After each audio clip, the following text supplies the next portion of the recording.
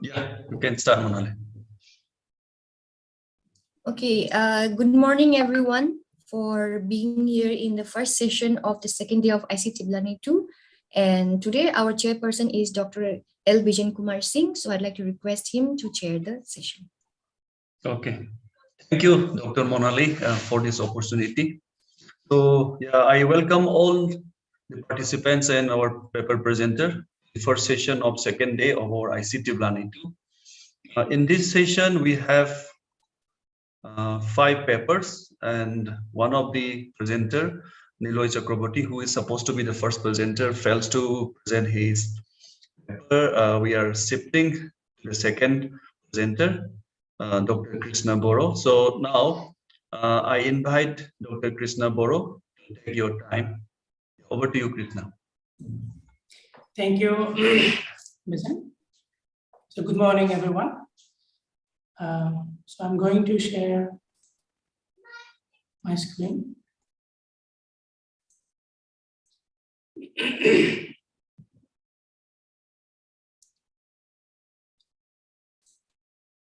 All right. So today I'm going to talk about salience and how it's related to differential object marking in Boro. I have slightly modified the title. In the abstract, I have prominence instead of salience.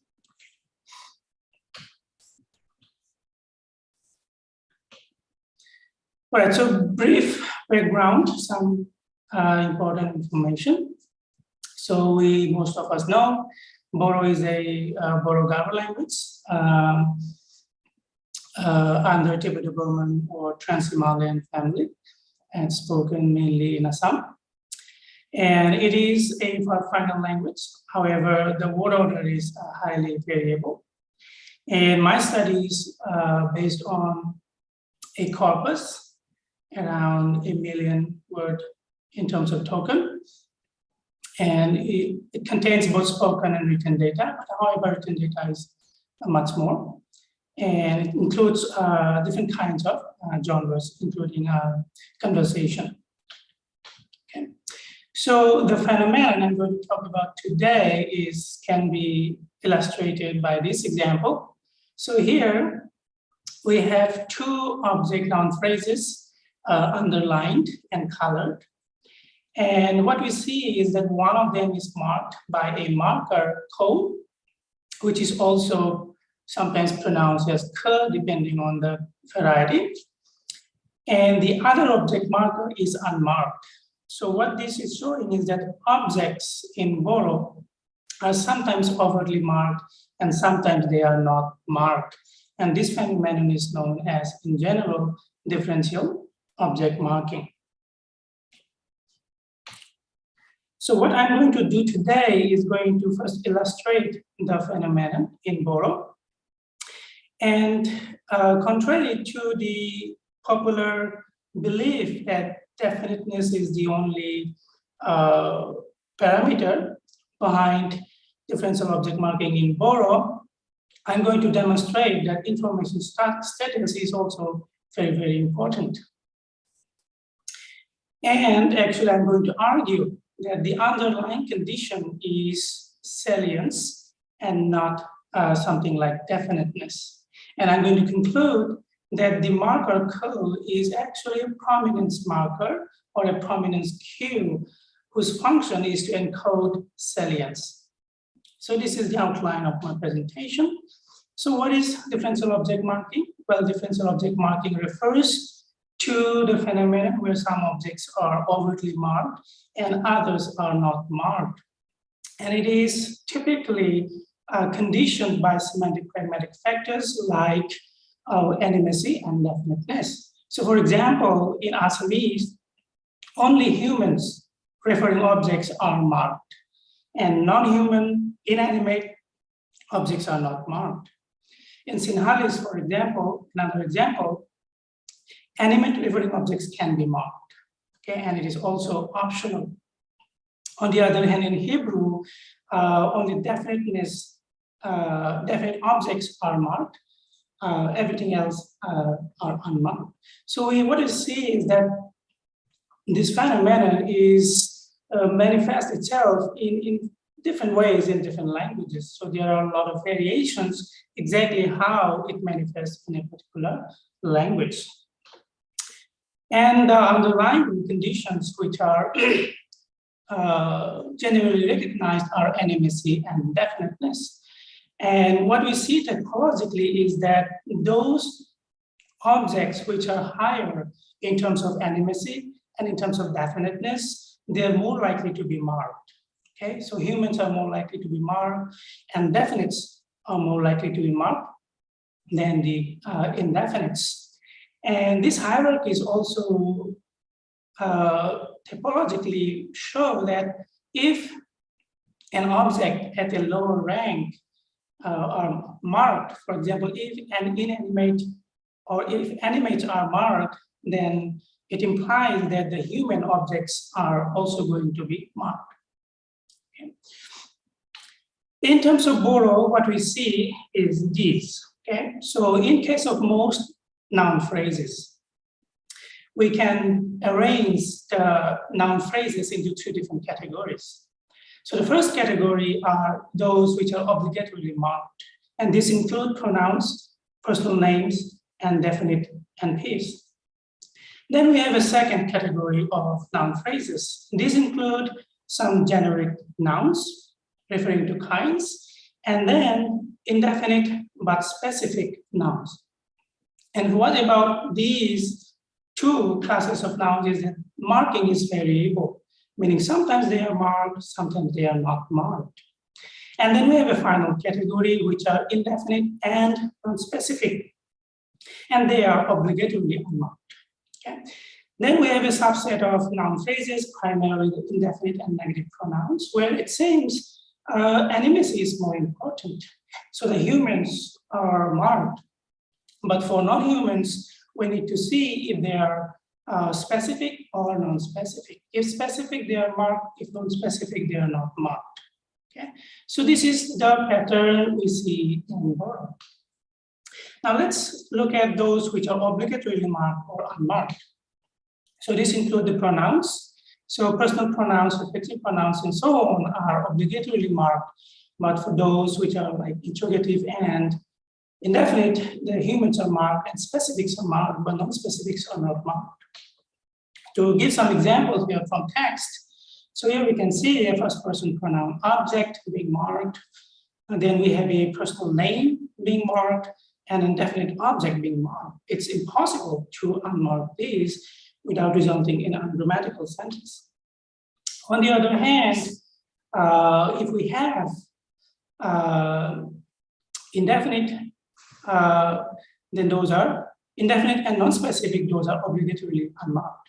So one child here is non-specific, meaning the boy doesn't exist yet. In 6, fish doesn't refer to any particular fish. We're talking about just fishing in general. And in 7, letters don't exist yet.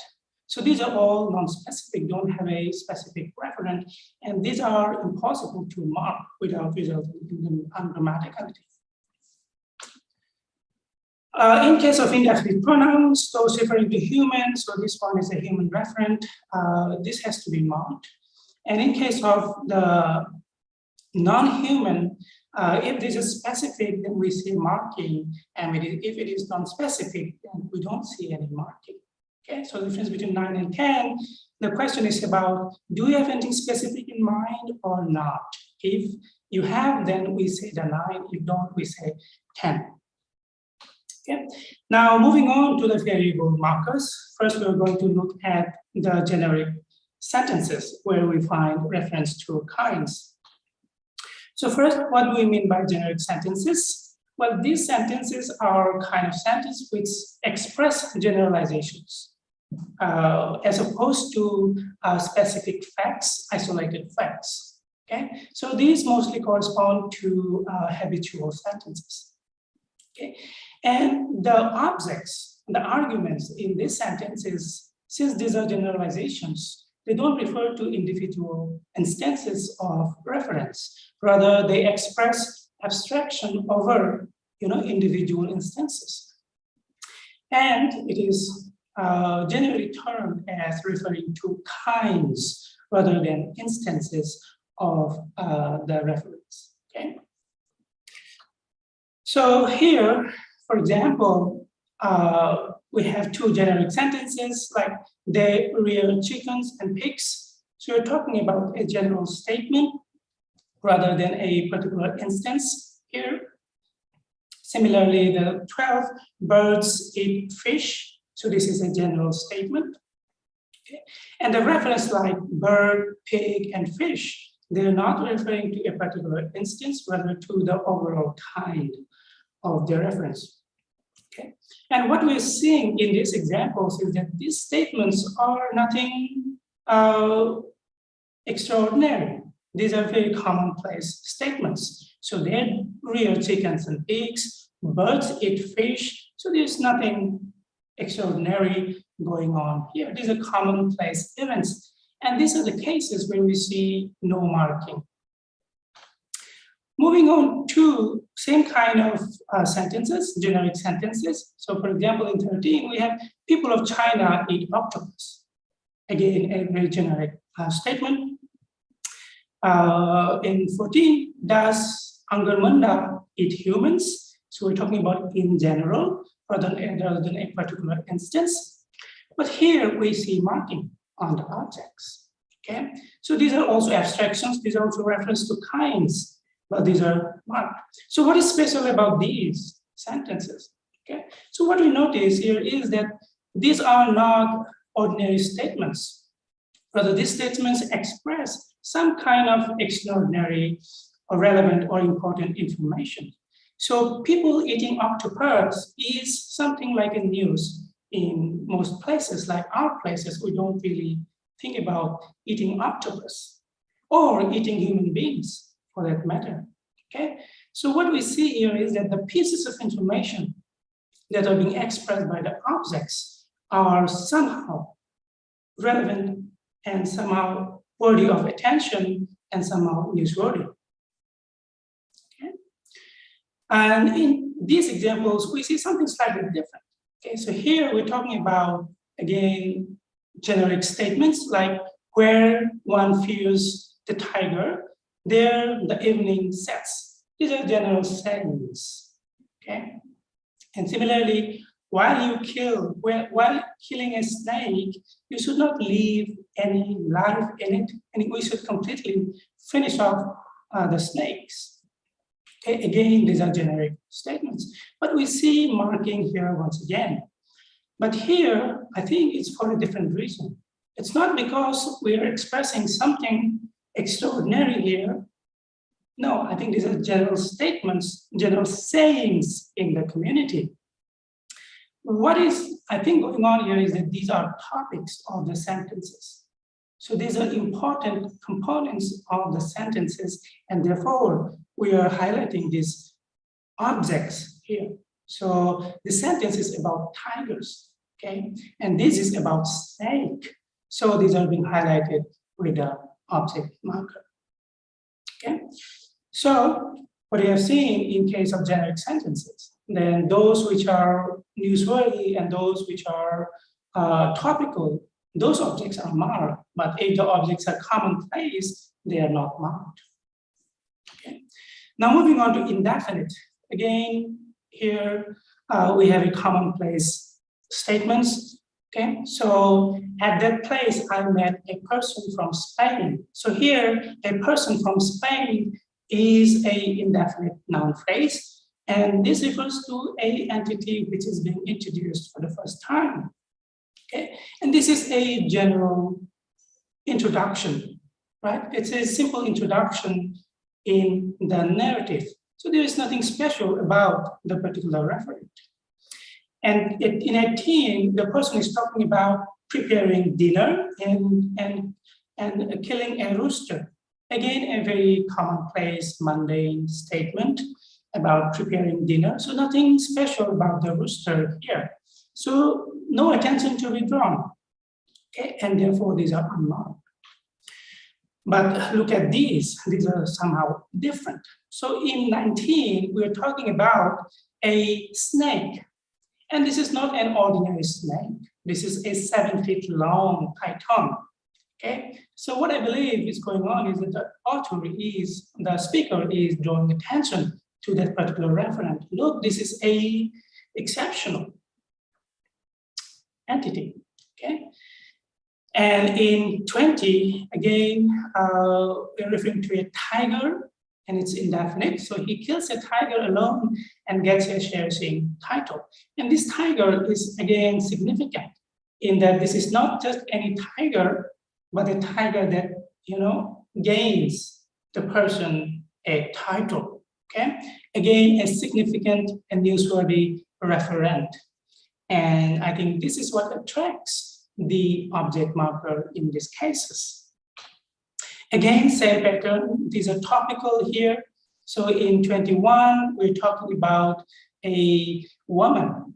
Okay, again, this is indefinite. We don't know who that woman is. It wasn't mentioned earlier, but this woman is the topic of this conversation, this particular sentence. And it's in the beginning of the sentence as well. So we are kind of drawing attention to the referent. Okay. Similarly, in 22, we're talking about some particular young Boro man. And again, this sentence is about that particular Boro man. And we are kind of drawing attention or highlighting or foregrounding that particular referent by marking as well as by bringing it to the beginning of the sentence. Okay. So these are topical, and therefore I believe these are being marked. Okay, so to go back to our earlier scheme of how objects are marked, now we can actually distinguish two kinds of indefinite objects. One, those are topical and those are newsworthy, and the others which are non-topical and commonplace. And those which are topical, those are marked, and those which are non-topical are unmarked. Okay.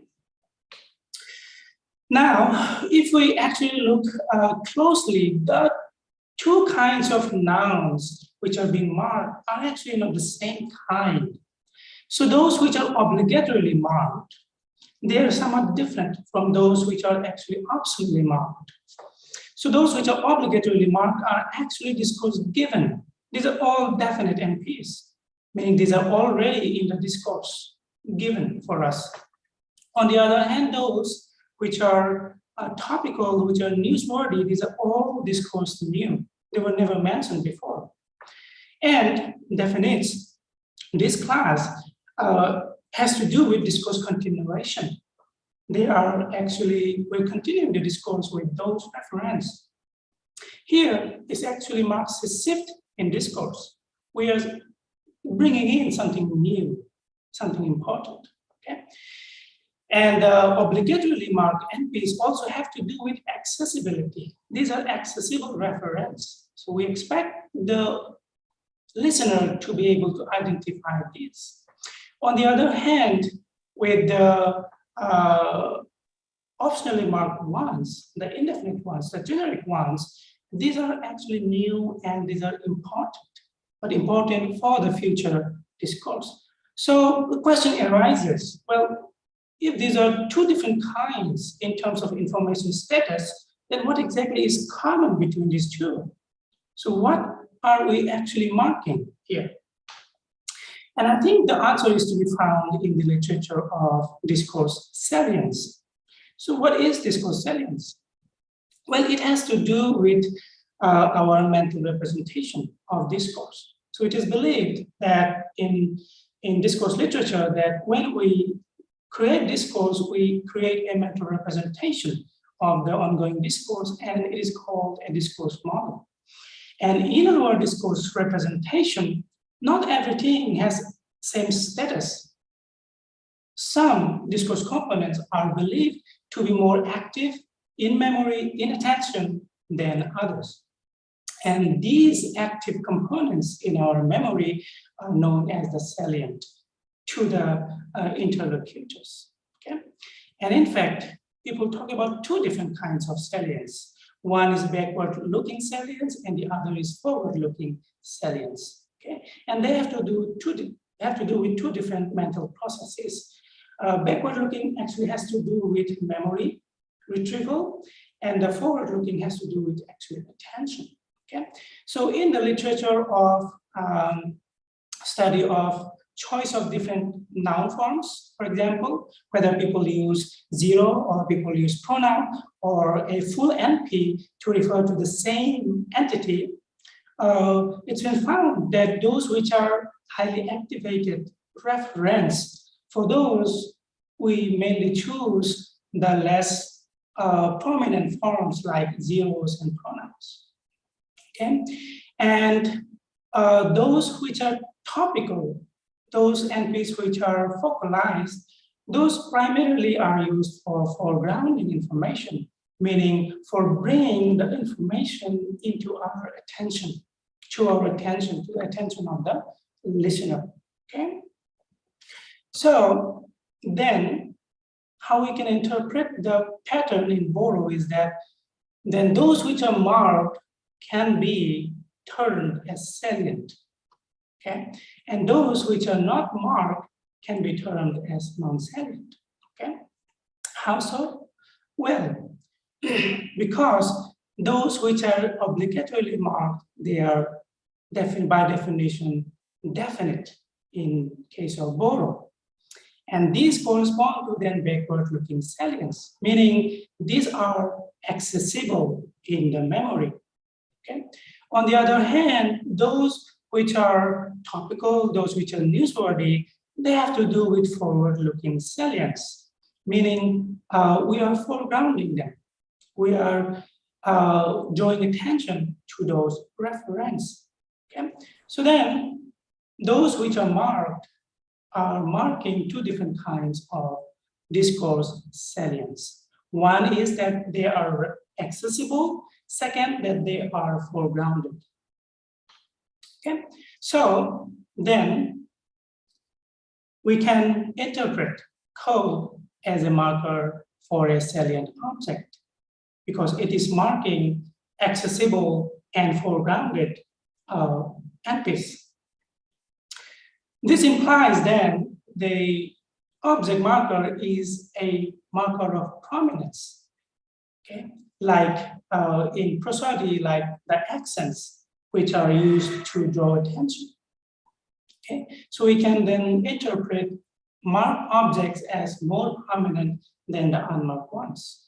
Okay, and this would lead us to the conclusion that then code is a kind of prominence marker. It's a prominence cue. What is it marking? Well, it's encoding accessibility status of previous reference, and also it is used to guide the listener's attention to what is important and relevant for future discourse. Okay, so these are my conclusions so far. So coming back to our problem, so why do we have in the first instance a marked object, in the second one unmarked?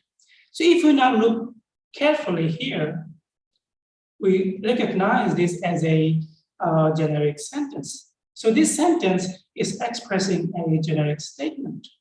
Okay? And in this statement, the author, the speaker, is talking about a particular kind of meat being consumed by different kinds of animals. Okay? So these looks like topical. But the question is, in one instance, in the first instance, it is marked, but the second instance, it is unmarked. Okay? And my interpretation at this point is that, well, it has to do with the communicative code. Okay?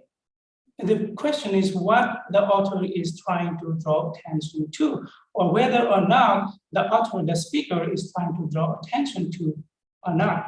Okay? So speakers have a choice when it comes to foregrounding. Okay? So it's up to the speaker whether the speaker wants to draw attention to a particular referent or not. And in this case, my belief is that in the first case, the author clearly wants to draw attention to the kind of meat we're talking about. So dogs eat dog meat, and that is not kind of, doesn't eat dog meat, right? So we are drawing attention to that particular referent. But in the second instance, it's kind of similar, it's kind of parallel. So again, drawing attention to the second NP might not be as crucial. Okay, so I think that is what's going on in this particular scenario. So at the end, the speakers have a choice over whether or not to foreground or not. Okay, so that's what I think explains this kind of example. Okay, so that is my talk. Thank you very much. Thank you, Krishna, for the elaborative presentation on differential marking and the salience. So now the paper is open for discussion, comment, and observation. So participants can unmute and they can ask directly to the speaker. Yes, there is a question in the chat box. I think you can see it, Krishna. Can you address to it? Let me maximize the window first.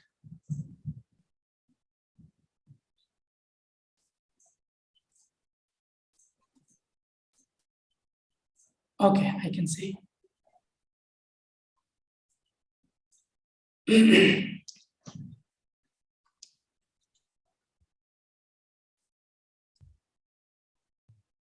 Okay. Yes, yes. Again, I think I actually had a slide on this. Again, the difference is in terms of how important the referent is. And the choice here is between the subject marker and the object marker. So what we're doing here is, in place of the object marker co, we're actually bringing the subject marker here. So bring the water, water is the object, and on the object, we're marking the subject marker, okay? Let me actually show the example I had. It's exactly that. It's similar to this. So we say, or Naitang, if I ask somebody to tend fire, go tend the fire. That's one way of saying it. The second way of saying it is, or ko Naitang, go tend the fire with the object marker. And we can also say with the subject marker, or Naitang. Okay? And again, this has to do with the communicative goal. What exactly are we trying to do? And what I believe is going on is, all Naitang is a very commonplace. It's expressing the event as a very commonplace. So I expect the listener to, be very, very familiar with the process. So I'm simply asking, so do this, okay? So this will be used in a very normal, ordinary kind of context. But if I want to put emphasis for some reason that you have to do it, maybe the other person doesn't want to do it, okay? To put more emphasis to it, I could say orkonaitang, to make it more explicit that I'm talking about this and it is important, okay? And I think this subject marker makes it even more prominent, more crucial as a piece of information. Oranaitang is, I would assume, one context where we would say this is if the listener actually does not want to do it at all, okay? And if I kind of say this in an angry tone, oranaitang, this would be, I think, one of the options to say the same thing, okay?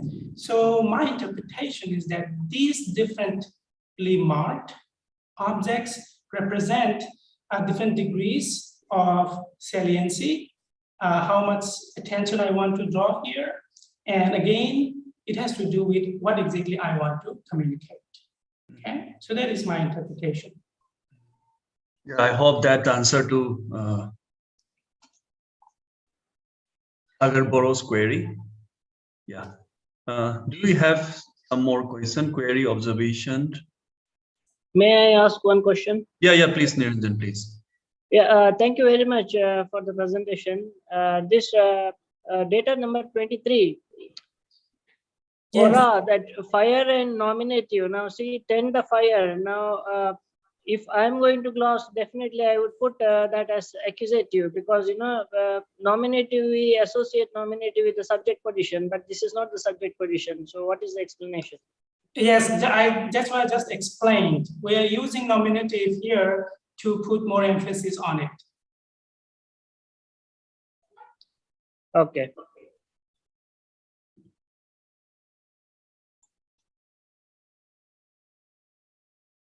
All right. And do we have more question, queries? Okay, can I come in? Yes, sir. Yeah. Thank you so much, Krishna, for this very beautiful presentation. Can you take me to the slide on your problem? Sorry? The slide on your problem, the problem slide, the problem that you said. Yes. Yeah. Okay, this is very interesting. So Yeah. now, okay, the sentence, the way a dog does not eat dog's meat, a tiger also never eats tiger's meat. So this is a general statement, Yes. but not a general statement, but I don't agree with it. This is not a, though it is a general, it doesn't refer to any particular dog in the sense it is general. But Yes. This sentence is what you call is a not wordy sentence. Okay, the sentence is a not wordy in the sense here the sentence is of extraordinary, rather extraordinary kind of. There's something to note about it. So a particular species not eating the meat of its own species is an ordinary. It's not an ordinary kind of statement. As such, I call it extraordinary. Maybe the term may not be the right one. So if it is already marked here, so since it is already implied, okay, so the tiger also does never eat is the implication. So if it is already marked, because the sentence have some entailment, right? It entails, because so a dog does not eat a dog's meat entails that a tiger also does not eat. It can also entails a human also does not eat human, okay? Or a hen also may not eat a hen's meat, and so on and so forth. So so such extraordinary what you call statement or sentences, once it is marked, it has to be marked because the sentence is extraordinary. So once it is marked, the rest of the entailment may not require, because it derived. Because once this action of not eating is already marked here with meat, with dog's meat, then others are just implication of the rest. So what is implied may not be what you call mark, but the first mention of that noteworthy action has to be marked. That is what I try to conceive, whether you agree or not. The rest of the thing, it follows very well, but something like okay, you have what you call of course most of the things are definite. In the sentence, can you tell me to the sentence what you call these two sentences like extraordinary? Can I first respond to your first comment? Yeah. Yes, I do agree, and that's what I was trying to point out. That since it has been already drawn attention in the first instance, and I don't think these are since these are parallel, there is need to draw the same kind of attention to the second one. That's also my observation, and I agree with your observation in this case. But in terms of whether this is a extraordinary or non-extraordinary, my interpretation was slightly different. This is ordinary in the sense that this is a common saying in the community. So people say this kind of thing all the time. So these are not something news to the listener. These are something that people are actually used to. In that sense, this is not an extraordinary piece of information. So there I somewhat disagree. Okay. There is a point. I also agree to your disagreement. Now the question is, 1 second. Okay. Anyway, sir, we can continue the discussion. 1 second. Sir, I'm back. There was an artisan from the office, so that was. So why I call it extraordinary? Like so, if the dog does not eat, say, what you call a beef or a pork, that is not extraordinary. That is ordinary. But a dog not eating its own meat has some sort of what you call, it has some kind of salient feature within what you call biological salient feature is involved there, right? Yes. I mean, we can certainly go along that line of argument. But in terms of the information that this sentence gives in the context, in the community, is not new information.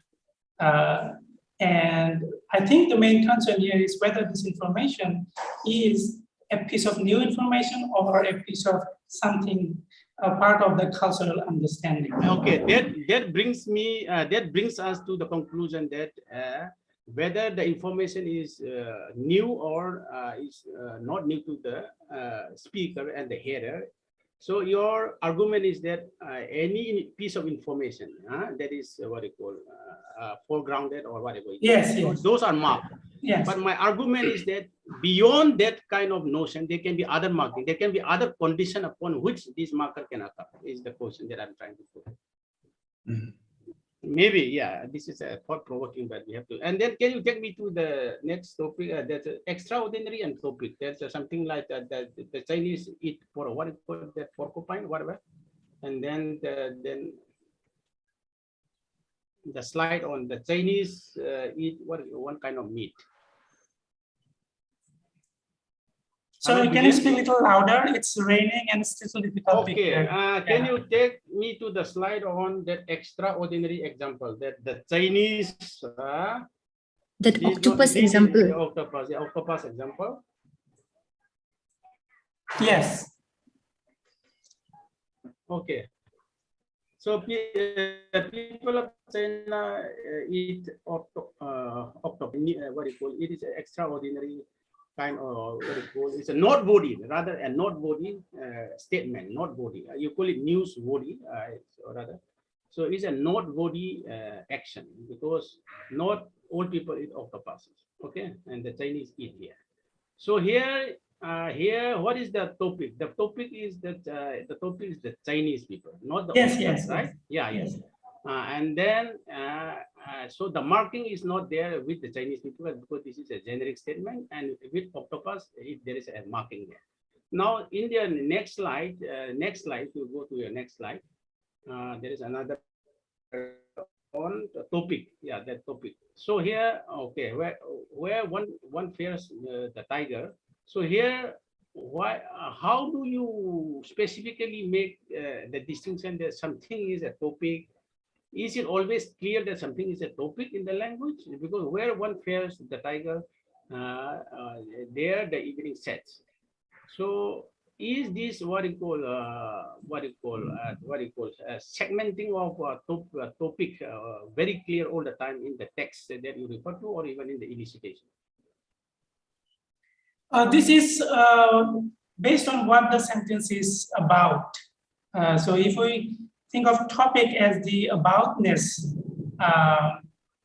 then in these examples, it's relatively clearer that the first sentence is about tigers, and the second sentence is about snake. Now, so in some other instances, so how do you make a distinction between a topic and what you call it specific, or what you call it definite? So how will you make a distinction between a topic and a specific something? So because everything is marked on the NP. So how do those are very two different concepts. Specificity has nothing to do with topicality. Because a topic can be specific either, right? Because a topic is always specific, because we are referring to a topic is a specific topic that we are referring to, and as such it is specific. Then what else? Yeah. Sir, as it's a very interesting discussion that we are going to have, but as we are running out of time, we can continue the discussion at the end of this session. So thank you very much, Krishna and sir and other who were actively engaged. So thank you. Thank you, because everyone. of the time constraint, I have to close the Krishna's presentation here. And now we have to move to the next presenter, Dr. Niranjan Upur. So Niranjan, you can take the time. You have 20 minutes presentation and 10 minutes discussion. Over to you, Niranjan. Yeah, thank you very much. Good morning and good day.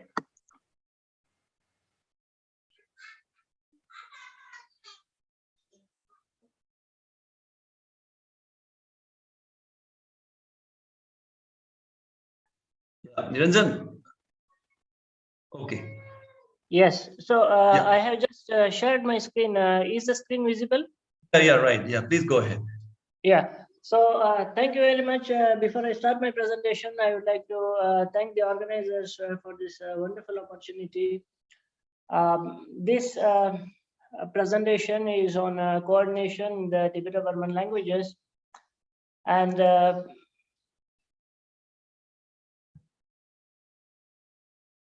in this talk, I will focus on asynthetic coordination, serial word coordination, and monosyllabic coordination of the patterns A coordinator B and then A coordinator and B, and bisyllabic coordination A coordinator B coordinator, and the diachrony of coordinators.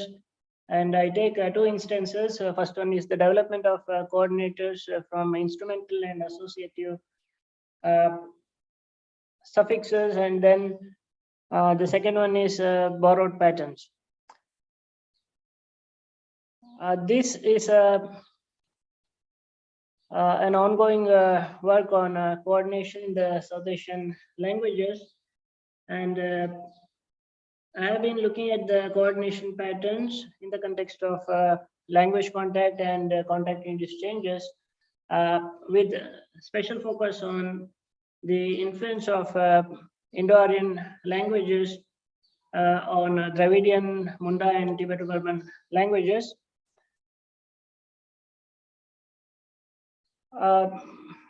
Before we start looking at the Tibeto-Burman data, let us look at the typology of coordination patterns. The first division is between asynthetic coordination and synthetic coordination. Asynthetic coordination means an instance of conjoining two or more constituents without any explicit use of coordinators. And as against asynthetic patterns, we have synthetic patterns where we make use of explicit coordinators. For asynthetic coordination, one example is slowly, stealthily, as we can see on the slide, A and B. Here we have joined slowly and stealthily without any explicit coordinator, and as against that, we have synthetic patterns, again further divided into monosynthetic coordination and then bisynthetic coordination. Monosynthetic coordination, A coordinator B, for example, Franz and Sissi, and then bisynthetic coordination, example is both Franz and Sissi.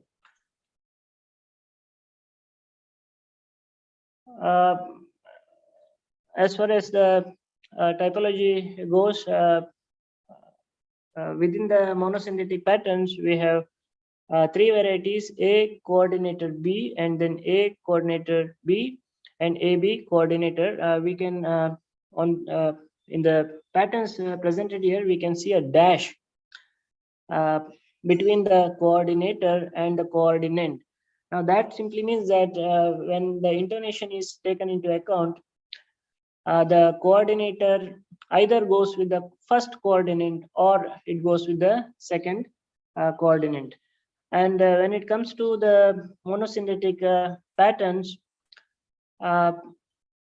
we have only 3 patterns. The fourth logical pattern, A coordinator B, is not attested in the world languages. And I think is that if we look at the bisynetic patterns, we have 4, 5, 6, 7, coordinator A, coordinator B, A coordinator, B coordinator, A coordinator, coordinator B, and then coordinator A and B coordinator. Among the 4 patterns attested, 4 and 5 are very common. 6 and 7 is very obvious. 6 and 7 is these are mixed patterns, so not very widely attested.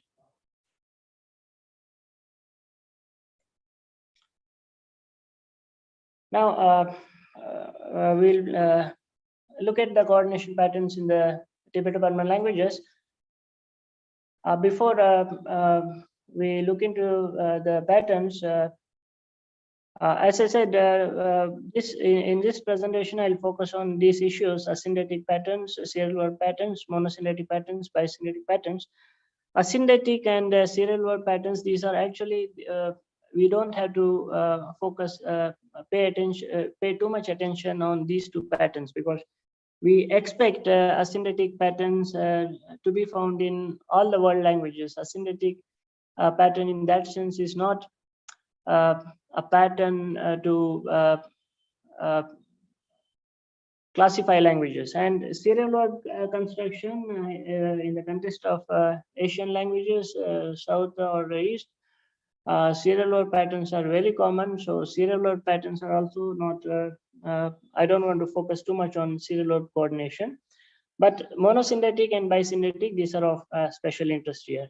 So quickly, we'll just look into an asyndetic pattern from Manipuri, and this is mother and father, and it is Mahaki, Mama, Papa. Mama and Papa, the 2 constituents coordinated without any explicit conjunction. And again, serial verb pattern attested in Manipuri. This is tea is prepared and has been drunk. Chalole take, tea is prepared and has been drunk. These 2 patterns, the asyndetic pattern and the serial word pattern, are not of special interest in this presentation. Rather, I would like to focus on the monosyndetic patterns and bisyndetic patterns. The first pattern within the monosyndetic variety is A coordinator B, and this is this data is from Noun. This is bowl and chopsticks. Ahing si ashum. The coordinator C, it goes with the second coordinate in this case, which is typically, this pattern is typically observed in the South Asian languages, also in Unda and Indo-Aryan languages, and to a very lesser extent in the Dravidian languages as well. The second pattern, that is monosyndetic variety of A coordinator B, this pattern is to a lesser extent attested in the Tibeto-Burman languages, and to the best of my knowledge, not to be seen in other language families. And this this data is from Tangam. This is Ami Dera Achidi Idu. The coordinator La is, in this case, it is aligned with the first coordinate, that is Amide. So the man and the dog are sleeping, and in this instance aligns itself with the first coordinate.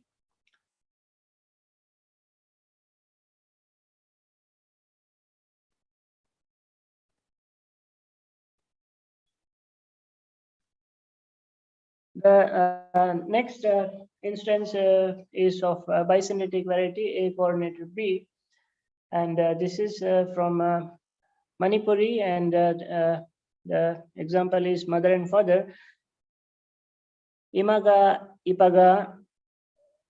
The coordinator in this instance occurs with both the coordinates, and this bisimilarity pattern is, as far as my understanding goes, as of now, it's not widely attested in the Tibeto-Burman languages. In fact, I could find this example, find attested data from Manipuri, and also to Burling reports some attested data on Garo, but I don't know whether to analyze them as coordination patterns of coordinators or not.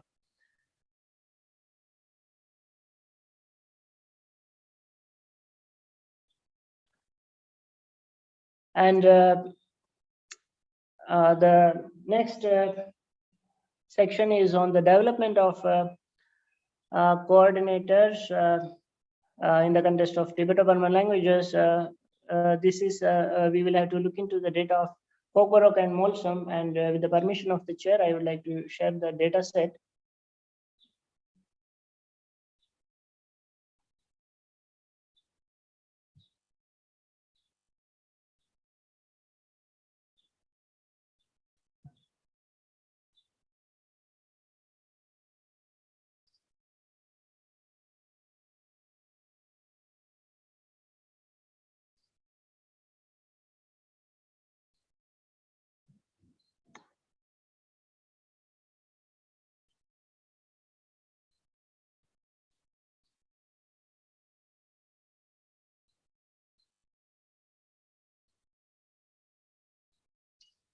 Okay, is this screen visible?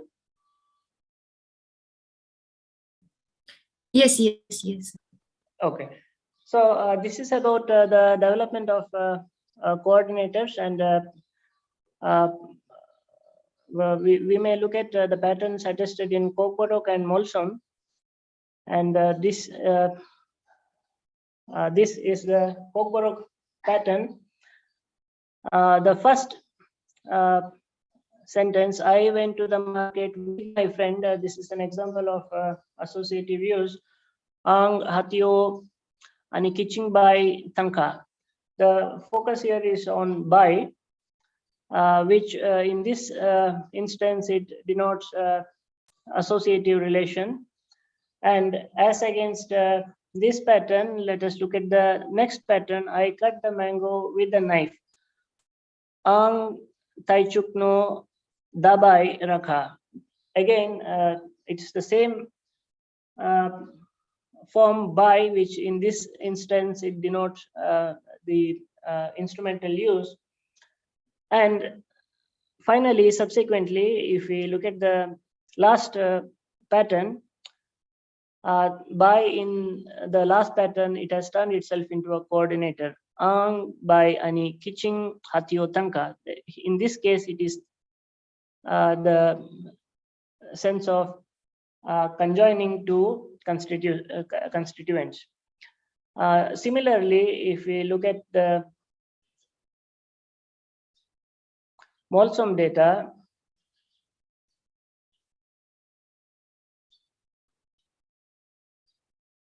again, the first pattern is that of associative use. Rita went to the market with her friend. Rita achempuile bazarkon ose. In this, in the Molsom patterns, le is the constituent that acts as the associative marker, the instrumental marker, as well as the coordinator. And let us look at the second pattern. Second pattern is Rita chamte le tehoi amayap. Again, it is le which marks the instrumental use in the second pattern. And finally, in the last pattern, that is Rita bought some biscuits and milk. It is Rita biscuit le doodh arachuk. it turns itself into a coordinator. This is nothing unusual. This is expected in the world languages, and typically instrumental and associative affixes turn themselves into conjunctions.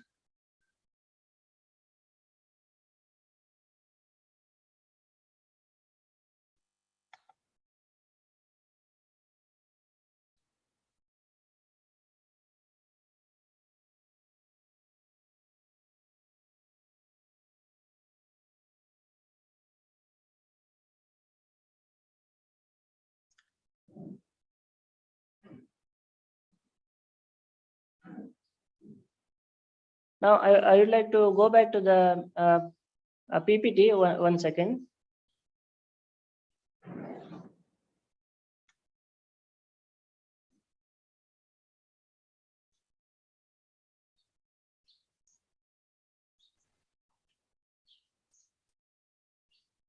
Is the PPT visible now?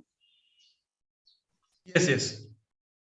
Okay. The next instance is borrowing Indo-Aryan borrowings into Tibeto-Burman languages, and in this case, I would like to present the data from Garo and Dharma.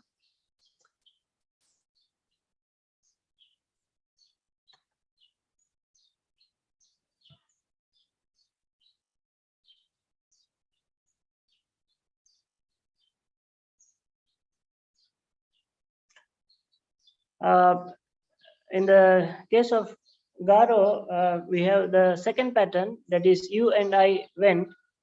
Na, aro, anga, re, ang, aha. You and I went. This the coordinator aro is directly borrowed from the Indo-Aryan languages, and similarly in the case of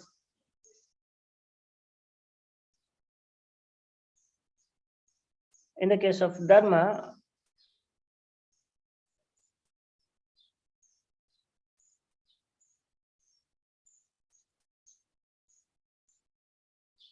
the Yahar clan toss for Gabla and the Pahar clan. This Gabla and the Pahar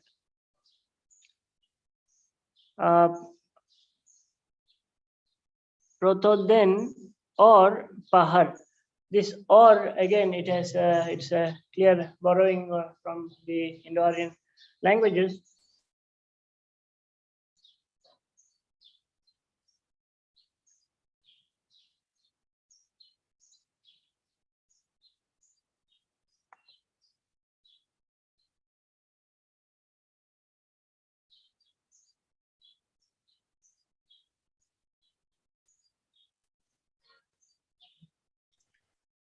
So, summing up, if we look at the coordination patterns in the Indo-Aryan, in the Tibeto-Burman languages, typically we find the first pattern, A coordinated B. It is typically observed as far as my understanding goes. And to a lesser extent, we also find A coordinated B. And very sparsely attested is the pattern A coordinator, B coordinator. In fact, I could come across only Manipuri data. And I don't know how many other Tibeto-Burman languages exhibit the last pattern, that is A coordinated B. And when we look at the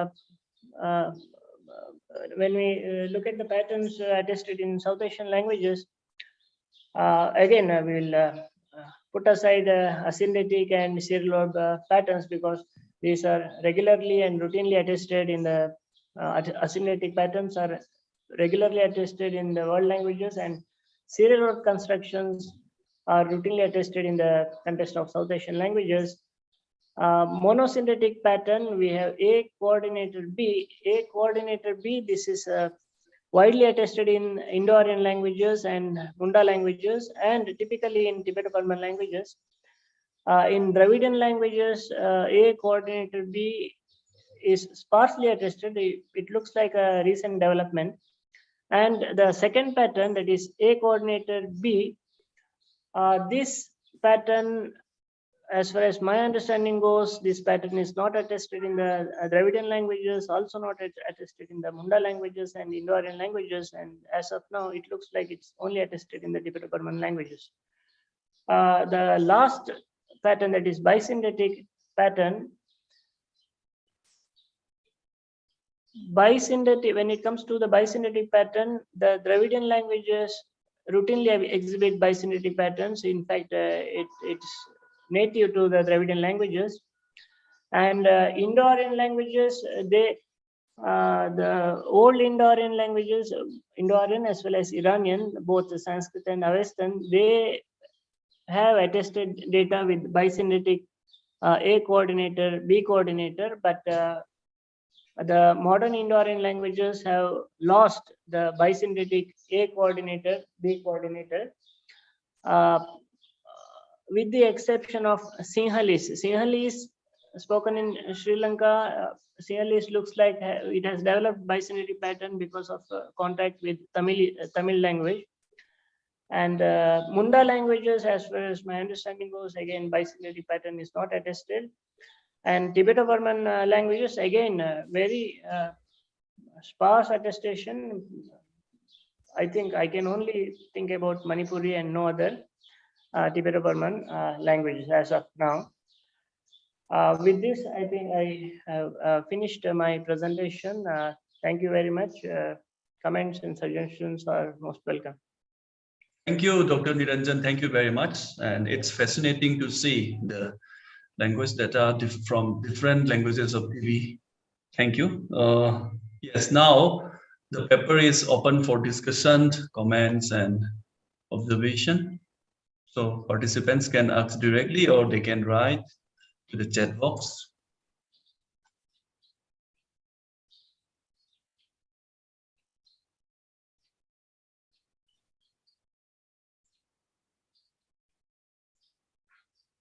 All right. Meantime, Dr. Niranjan, I was just intrigued with Indo-Aryan A coordinate, the third one, A coordinated and B coordinated.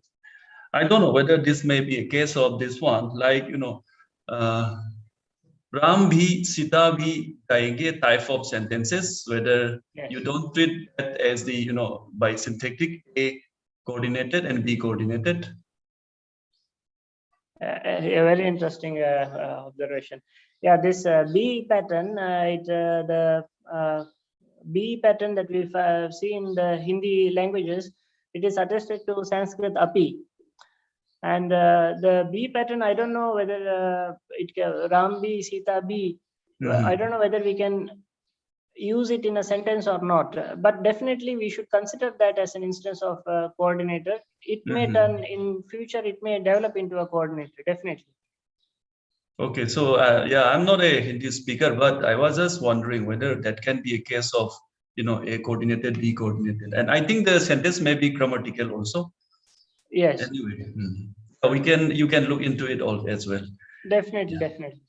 Okay, so yeah, is there any question, comments for Dr. Niranjan?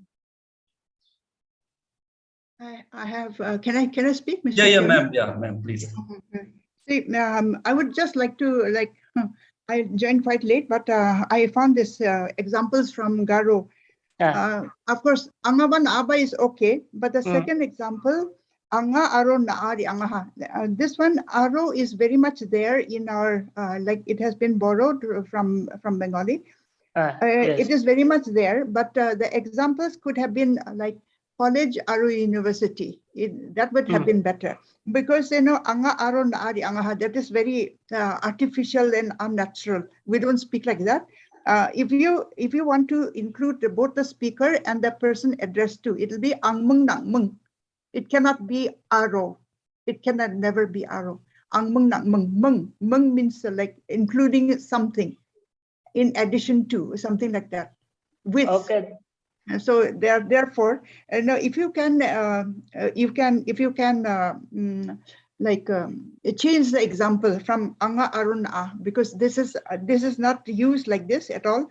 If you want to if the speaker and the person addressed to are like included, then in that case it will be chingari angaha. It will never be anga arun a. Yeah, thank you very much for this So therefore, observation. Yeah, so therefore, if you could change it into a college or university or something like this, or college or university, okay, like that. Not the first person and the second person together, but the third person. Definitely, Number or singular number. Okay, so like that. Yeah. Okay, so thank you so much. Thank you so much. It's a good presentation. Thank you. Yeah, thank you for the observation. This is a secondary data, but definitely I will look into this pattern.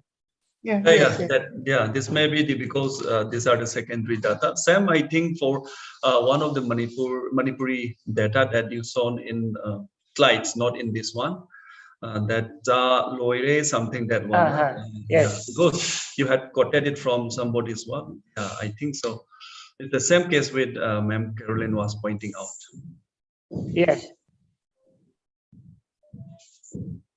Yeah, I also have a question for Niranjan Upur. It's a very good presentation actually, and well done. I just want to know what makes you think, or what have you thought regarding this kind of coordination, as in like what makes the speakers decide that they can have a different coordinator and they have another associative or commutative with. What makes them decide to switch over and with the alternate forms? You mean why associative and instrumental affixes turn into coordinators?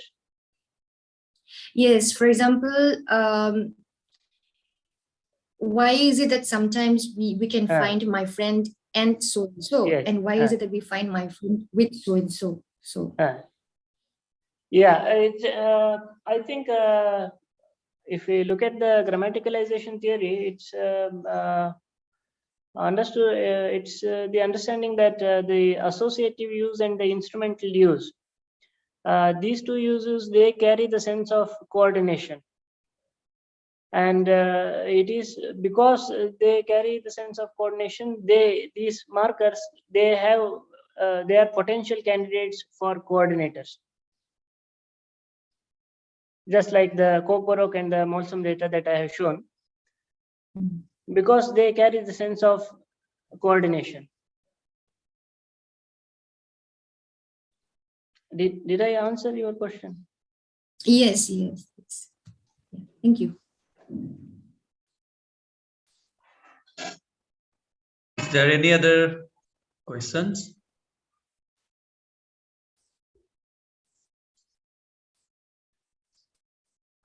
Okay. There is no more question query from the participants, so I think we can close the session for Dr. Niranjan. Thank you, Niranjan. So now we will move to the next presentation. The next presentation is on the negative construction in Koch-Baroque and Dimasa. This will be presented by Dr. Samir Debarma and Dr. Monali Longmalai. So this is a joint presentation. So I request Dr. Monali and Samir to kindly take your time. Thank you very much. Thank you very much for the comment. Thank you, Niranjan. Thank you, Bijan, for allowing us to present a paper today. The first part of the paper will be presented by Samir. So Samir, can you hear me? I have the PPT. I will share the screen. Okay. Yeah, let me check from here, Monali. Okay. You want to share it, Samir? Yeah. Let me see. Samir, some echo noise is coming from your end. Is there any nearby device? If so, then please mute one of the devices. And please make Samir co-host. Yeah, he's already co-host. Okay.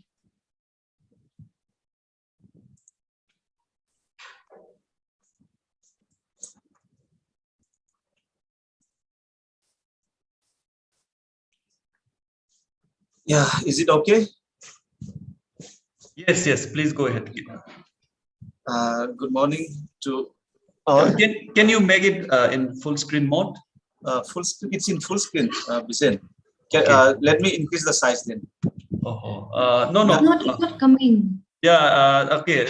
The same problem was happened yesterday. Same thing. So should I share from my end? Okay, then. Okay, please share. Or I will share it because I Okay, have okay, yeah. opened my PPT from Google Drive.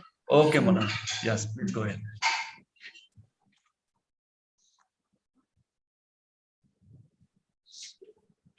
Is it coming full screen? I think so. Okay. Yeah. Samir, please. Yeah, you can begin. Oh, wait. Yeah.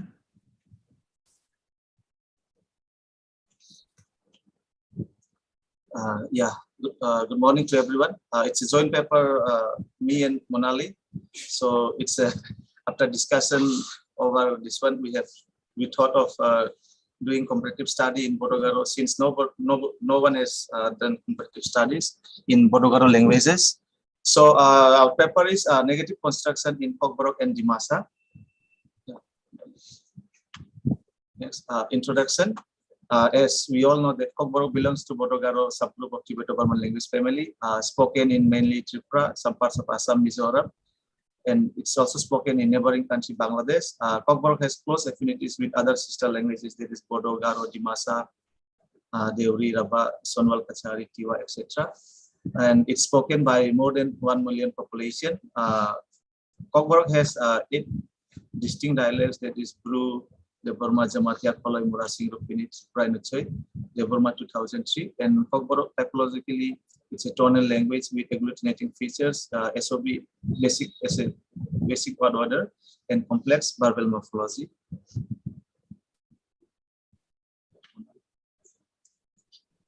Next slide.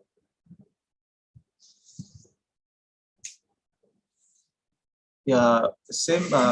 Dimasa too belongs to Bodogaro subgroup of Tibeto-Burman language family. It's spoken in Dimasa, Kacha, Northern Hojai, Karbi, and of Assam, and Dimapur in Nagaland by around 262,413 people according to 2011 census. And Hasau is adopted as the standard dialect, while others, Hawar, Demra, and Diswa, it's still among the dialects. And Dimasa is vulnerably endangered, and its multilingualism is high, and typologically a tonal language like Kokborok with agglutinating features and basic word order SOV. So this is the map of Kokborok and Dimasa speakers in Northeast India, in Assam and in Tripura. Okay, next slide. So the objective of our paper is to present the possible ways of negation from a typological point of view for the given 2 languages. The following sentence types will be analyzed, that is overview of standard negation sentences and prohibitive sentences, the negation of existential and possessive sentences, as well as those containing non-verbal predicates will be discussed, the negation of nominalized and relativized and conditional sentences.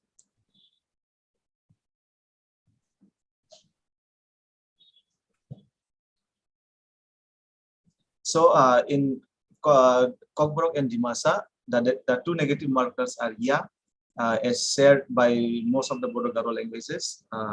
So in Dimasa and Kokborok, we use ya for bo mai chaya. In Dimasa, bo makham zia, that is, he did not eat rice. And the other negative marker which Kokborok has, that is botini, paiglat, that is, he may not come. And Dimasa has the other negative marker, which is like negative copula, and it's used in negative sense, affirmative negative sentence. That is bodini fainang nia. That means he will or may not come. So in Dimasa, ya and nia are allomorph of ya. Nia is a fusion of na and ya, where na indicates affirmation and ya negation of it. In Kokborok, ya is the only remnant of the cognate form evident in Dimasa. It also uses the analytic glut to negate a sentence. So in nominal predicate, Kokborok uses the same marker ya. For example, animum haping raya. My name is not haping rai, but in Dimasa, we use this nia. That is, it's used as a separate particular word. For example, in Dimasa, for affirmative sentence, Ani Bumu Tiring Nidu. The Nidu is here optional. So without that also it's correct. Ani Bumu Tiring. My name is Tiring. So in while negating a nominal predicate, Dimasa uses the separate marker nia, which in Kokborok we use ya directly to that nominal. Bo Dr. Ya, that is he's not doctor. Again in Dimasa, Bo Dr. Nia, he's not a doctor. So in verbal predicate, we use same marker ya as in Dimasa and in Kokborok too. It's same. Dobrai Munuya, that is Dobrai doesn't laugh, or in Dimasa, Delina Minia, that is Delina does not laugh. And in Kokborok, we have like dubitative same marker, which is only used to verb. Dobrai Munigla, and in Dimasa, we use ya Delina Minila Minia Lafre or Mini Langnia. That is the Delina may not laugh. This this ya is occurring here, and other than that, if it's in future, we have to use Mini Nangnia. That is a separate. This one how the marker nia is coming. Again, we can use in Kokborok. Daburai Muninaya. That is in future. Daburai will not laugh. In adjectival predicate, Kokborok, most of the adjectives in Kokborok are derived from stative verbs by prefixing ka and va, vowel, that is kufur. Here we can see. So in Kokborok, we can negate ya to nominal or verb adjective, like for example, otok kufuria, that verb is not quite, but in Dimasa, ibo dau gufunia. If it is the object ga form is there in adjectival form, nia has to be used separately, unlike Kokborok. So in Kokborok, we can use this transitive stative verb or talk furia. This part is not quite in predictive sense. In Dimasa, ibo dau fubi, and in a negative sense, ibo dau fuya. This part is not quite. So in imperative forms, in Kokborok, we have a negative, imperative, or prohibitive. Ta in Kokborok and da in Dimasa, tathangdi, that means don't go. In Dimasa, dathang, dau or day. This is optional imperative marker, but obligatory for Kokborok.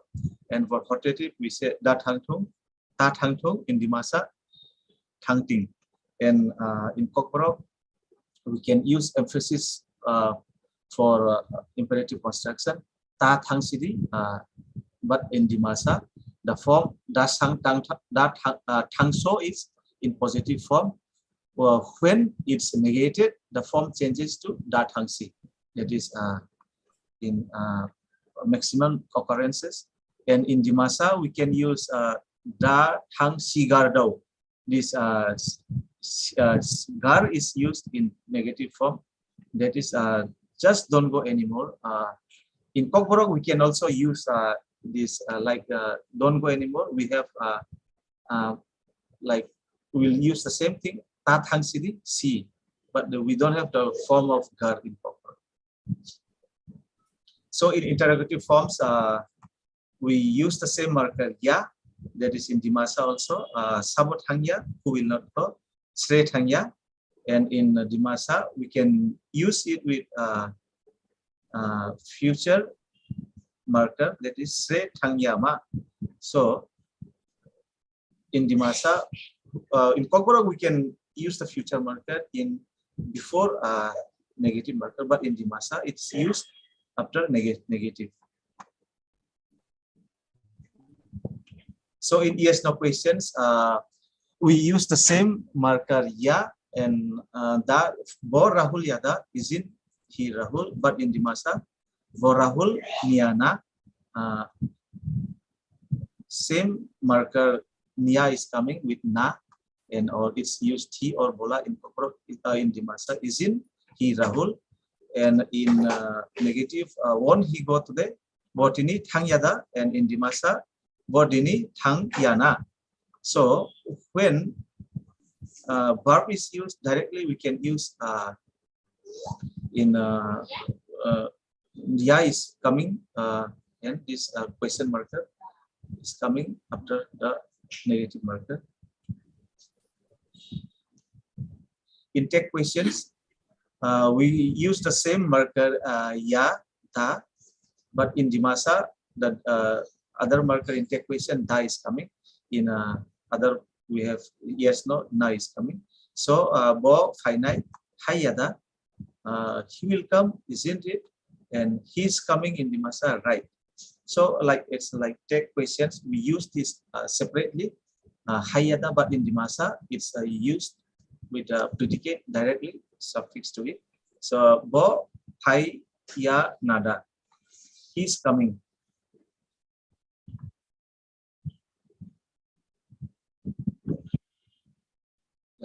Next slide. So from here, I will be sharing our presentation analysis. In the Cockburg relative clause formation, they have the nai suffixing with the verb, and when it is negated, it becomes covered during negation, as in like in the affirmative form, it is mia painai, and that becomes mia paya. So the relative clause, you can see clearly that the nai is, it is covered in the second sentence. And what is interesting is that in Cockburg, the nominalized clause cannot be negated, as in rima, which is giving, ma is a nominalizing suffix, and it cannot be negated. That is something that could not be possible during our analysis. Whereas in Dimasa, it can still be negated, the relativized and the nominalized clause can still be negated with the presence of the markers ya and ba, which are relativizing and nominalizing suffixes. The only interesting thing and difference is that during the negation, the ya morphophonologically changes to yai or yay to avoid the confusion among the speakers, because both of them are homophonous as ya. In negative quantification for Cockburg, they use ching and ya, as in bo samung tang chia, he doesn't do the work at all. In Dimasa also, they use ya markers throughout the verb inflection. Besides that, they also use the quantifiers geminated and with high tones. For example, the word for little is ticha, but when it is used in negation, it becomes boket jabo kushidamya. So there is a high tone and it is geminated. The negative quantifier for nothing is mushi, but when it is used in the negated sentence, as in he never does any work, it is a bo mushibo kushidamya. So there is a high tone coming and it is geminated. The numeral classifier with the numeral for one is mashi. But when it is used in the negated sentence, it becomes mashibokushidamya. So this is something which was not found in Cockburg and present in Dimasa. Then we see that for negation, besides chingya in Cockburg, they also use ching with the kurui. Kurui is a non-existential form, as in I do not have money at all. Anirang kurui ching.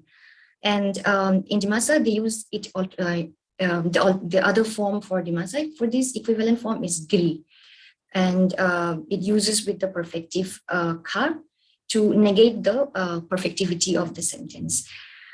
Also, it also has the emphatic ning coming for the same sentence where it had ching, as in Debo doesn't eat pork at all. Debo honohain jining jia. So there's this ning is actually negating the kind of negation of the not eating of the pork. In conditional clauses, there are two kinds of markers that we see. One is for if X then Y form, where you have the negation ya and kai in Cockburg, and in Dimasa you have the ya and the de condition with the perfectivity coming in between them. And the other one is for the even if construction, where in Kogborok they have ya followed by pano, and in Dimasa they have ya followed by bo, the additive bo, but again the perfectivity comes in between. So in EPL clauses or existential, possessive, and locational clauses, we're calling them EPL because it combines throughout in the same sentence. Kogborok has kurui as the non-existential counterpart. The affirmative is tong, and in Dimasa it is gri with the affirmative as dong. The only difference that we see in between them is that in Kogborok, when they say in possessive existential constructions as I have a shirt or I don't have a shirt, it basically has for the genitive case marking with the subject. But in Dimasa, it also locates the possession, so it becomes aniha sholadong. So ani sholadong is not grammatical in this particular construction. So ani sholadong will be like my shirt is there, but it will not mean that I have a shirt. So in Kogborok, they also have the tani postposition to indicate the location, as in him or with him. But in Dimasa, the case marker provides that explanation and it justifies that. So it is, for example, he doesn't have money in him or with him. In Kogborok, it is bini tani rangkuri, and in Dimasa, it is boniha ranggiri. So we do not need additional postposition because the locative case marker is already suffixed with the possessive noun or pronoun. So in conclusion, summing up from Kogborok, there are two negative markers, ya and glak, and tai is the negative imperative, and kuru is used for negating possessive and existential construction. Ya is used for both verbal and non-verbal negation, and glak is used to negate also the predicates, but then it is contextual. And relativizer is absent in terms of marking during negation, and normalizer cannot be negated. And there is a negative polarity item marker in Kogborok, and the conditional markers are ya and k. In Dimasa also, it has allomorphs, but it is ya and nya, and ya is very productive. The other negative prefix is da, which is used in imperative sentences, and it also occurs with the serial verb formation of she and gar, which is total or complete and live in the negated counterparts. There is also overt presence of the ya and ba as relativizing and normalizing suffixes during negation. The negated sentence is timeless. That is, if I say ang tangya, it can mean I didn't go, I don't go, or I won't go.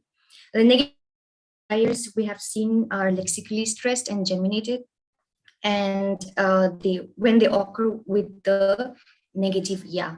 And the even if construction is used with the occurrence of the additive bo, and gri is a non-existential copula throughout EPL construction.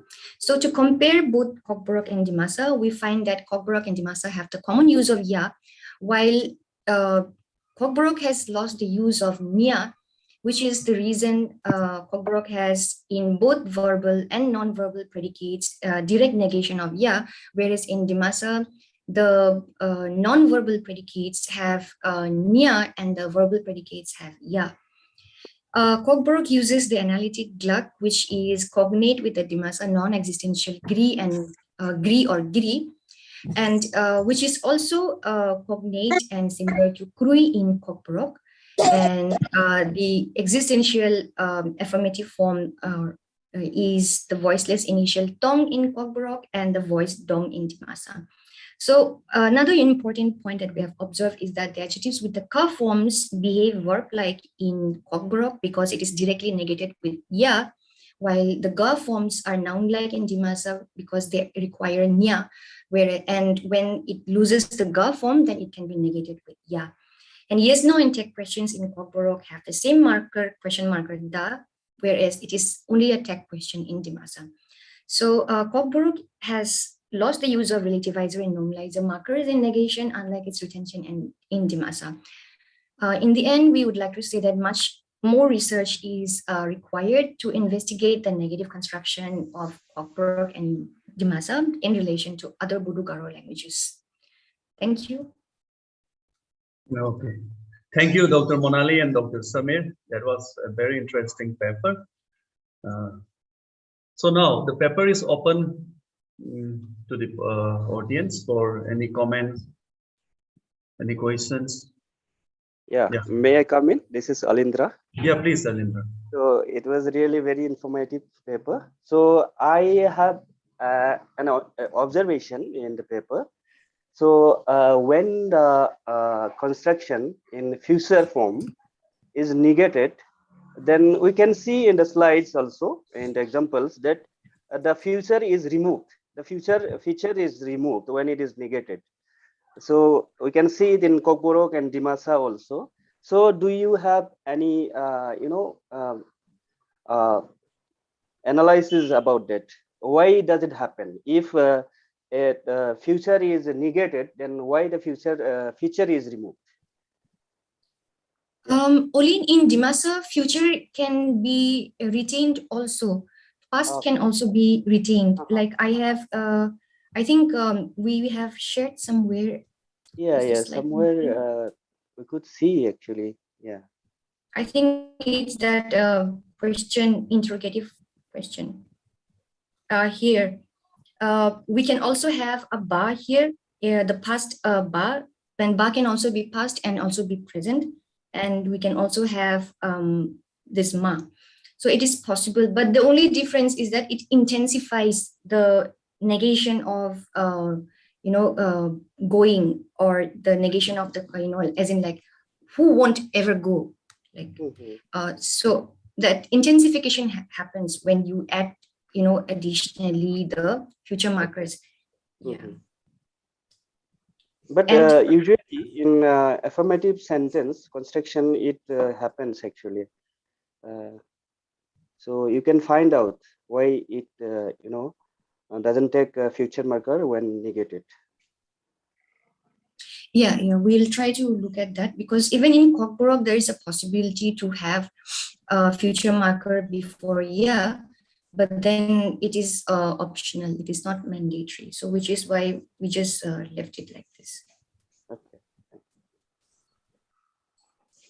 There's a question in the chat box, right?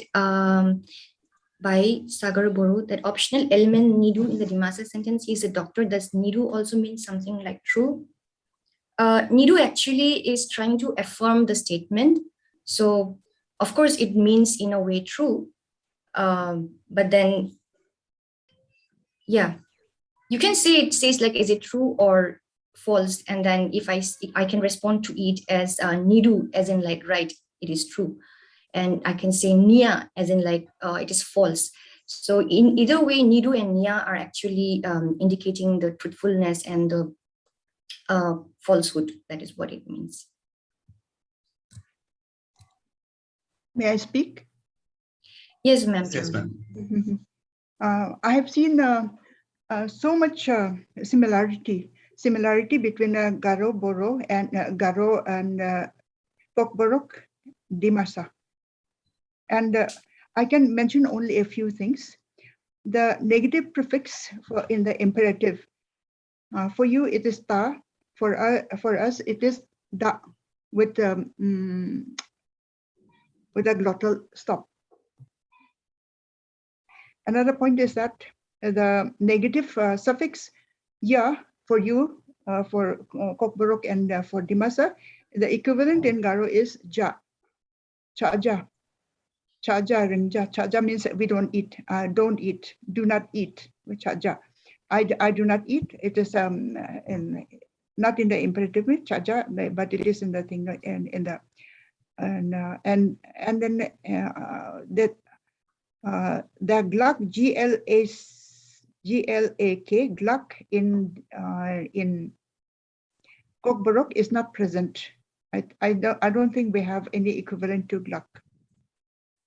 And so when you say we do not eat, we will say chinga chaja. Then another very important thing, curious thing I have noticed is the presence of nia in dimasa. Nia in dimasa. It is not present in Kokborok, but nia is present in dimasa. Now, not in the standard Garo, but in the dialect spoken in the east and certain places of Garo Hills, they say instead of cha-ja, they will say cha-nja, cha-nja. So the N, that pronoun, that N sound, that is very like when in writing we'll say CHA glottal stop, then INJA. So IN or N sound is very prominent. Nikanja, we don't see. Dakanja, we don't do. So I was wondering why they have N in front of J sound, N sound in front of J sound. Yeah. So I was wondering why they have it like this. Now I can see it very clearly that it is linked to Dimasa, and maybe Kokborok also perhaps had it, but they have lost it, or I don't know. Well, just speculation. So this is very important, and I have to work on this.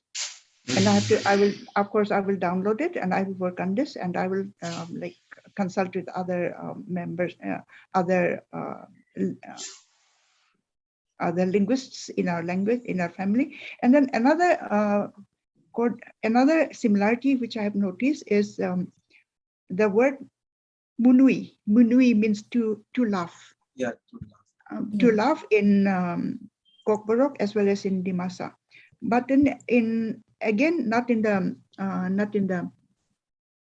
standard language, but in dialects, we find mimi, M-I-M-I, mimi. So this word mimi means to laugh.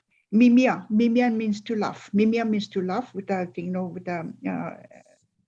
with a suffix, with a usual suffix, generic suffix, mimia. And then in standard Garo, I find in writing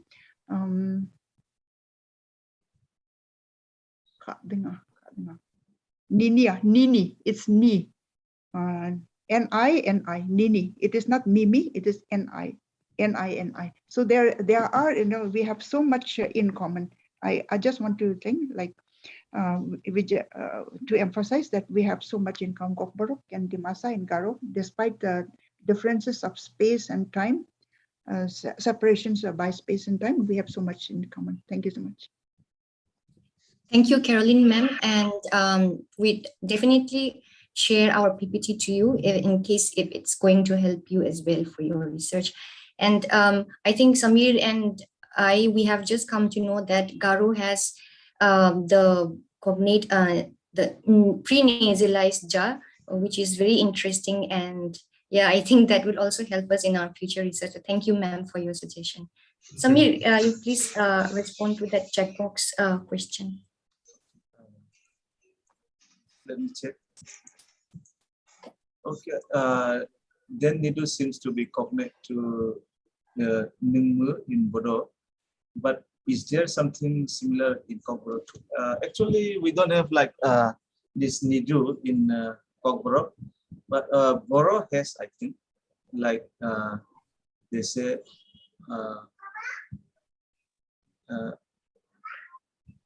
something I forgot that exactly. He's not a doctor. Oh, it's given there. It's given there. That yeah, he has given that no. Yeah.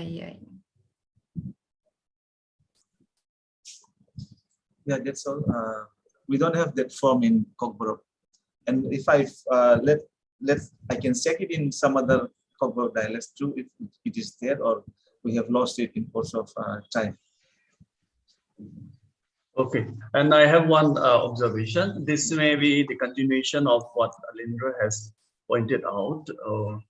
Yeah, in Meitei loan also, when we mark the future negative, what happens is the future marker get deleted when we mark the future negation.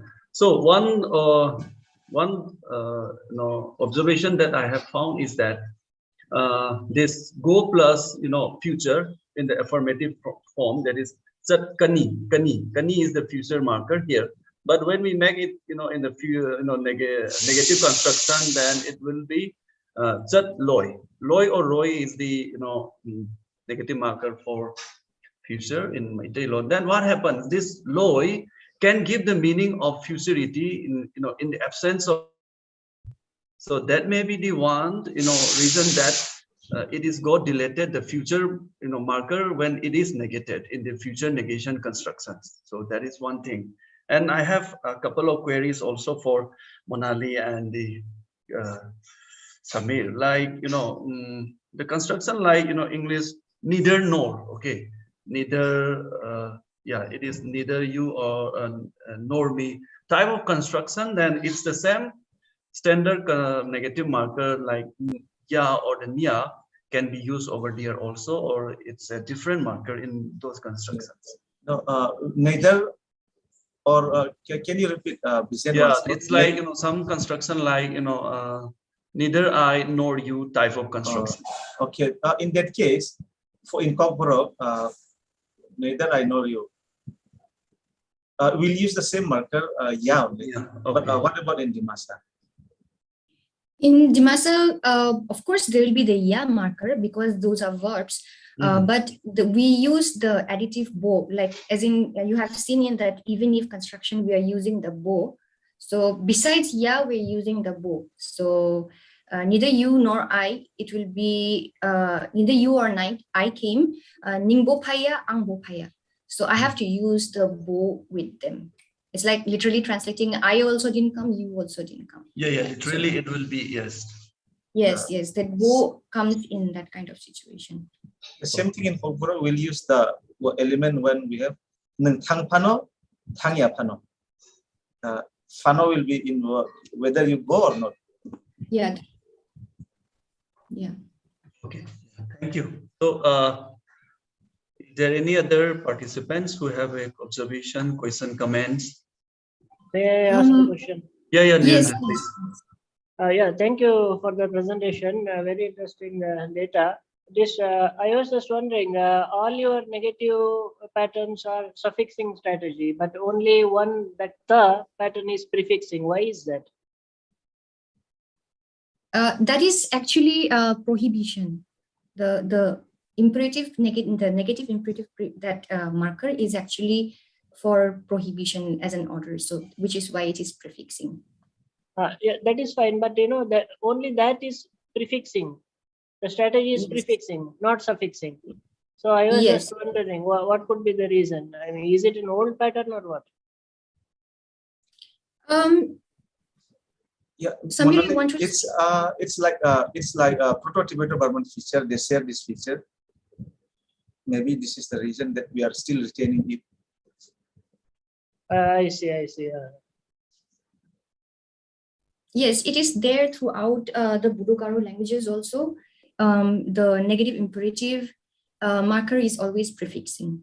So it's very much prototypical to Bodo-Garo and also TB languages. Yeah, even in sentences like wish, I think may God bless you. If we negate it, then the same prefix may come, I think. May God bless you. Yeah. May God bless you is in positive, Colin. We'll negate the affirmative. No. If you make it negative, then I think. Obviously, ties that is coming. Ties coming. So not only in imperative, it can come in wish also. Wish also there is in optative wish same thing will be. Optative But it has to occur with the verb. It has to occur with the verb because you saw is occurring also with the nouns in the nominal predicate and also with the verbal predicate, but the ta or da they occur only with the verbs.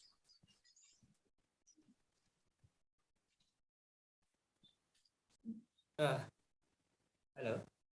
Yeah, Tamo. Yeah, we can hear you. That prefix, does that prefix strengthen the negative or not? I would like to know.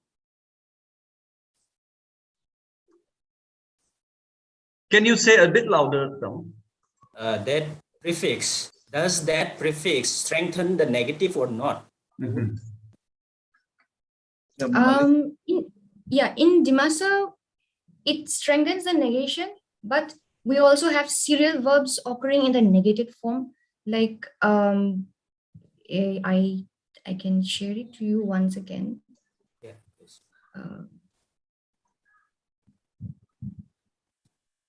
So here you see complete and leave. These are occurring only in the negated counterparts. It does not occur in the positive counterpart. So in spite of the da already strengthening the negation, it can still continue. It can be further strengthened with the serial verbs for negation. Okay, fine. Same thing for Ogborok also. It has the she. She is already, da is already there for the negation or the prohibition, but she further strengthens it. Oh. So she is also as in like complete. Yeah, the same meaning. Okay, fine. Thank you. Yeah. Right. Thank you.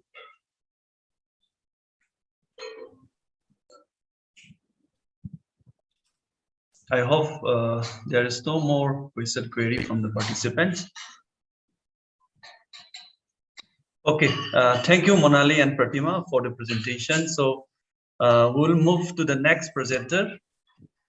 The next presenter is Marina, and she is going to present on the nominalization in MAR. So I invite Marina.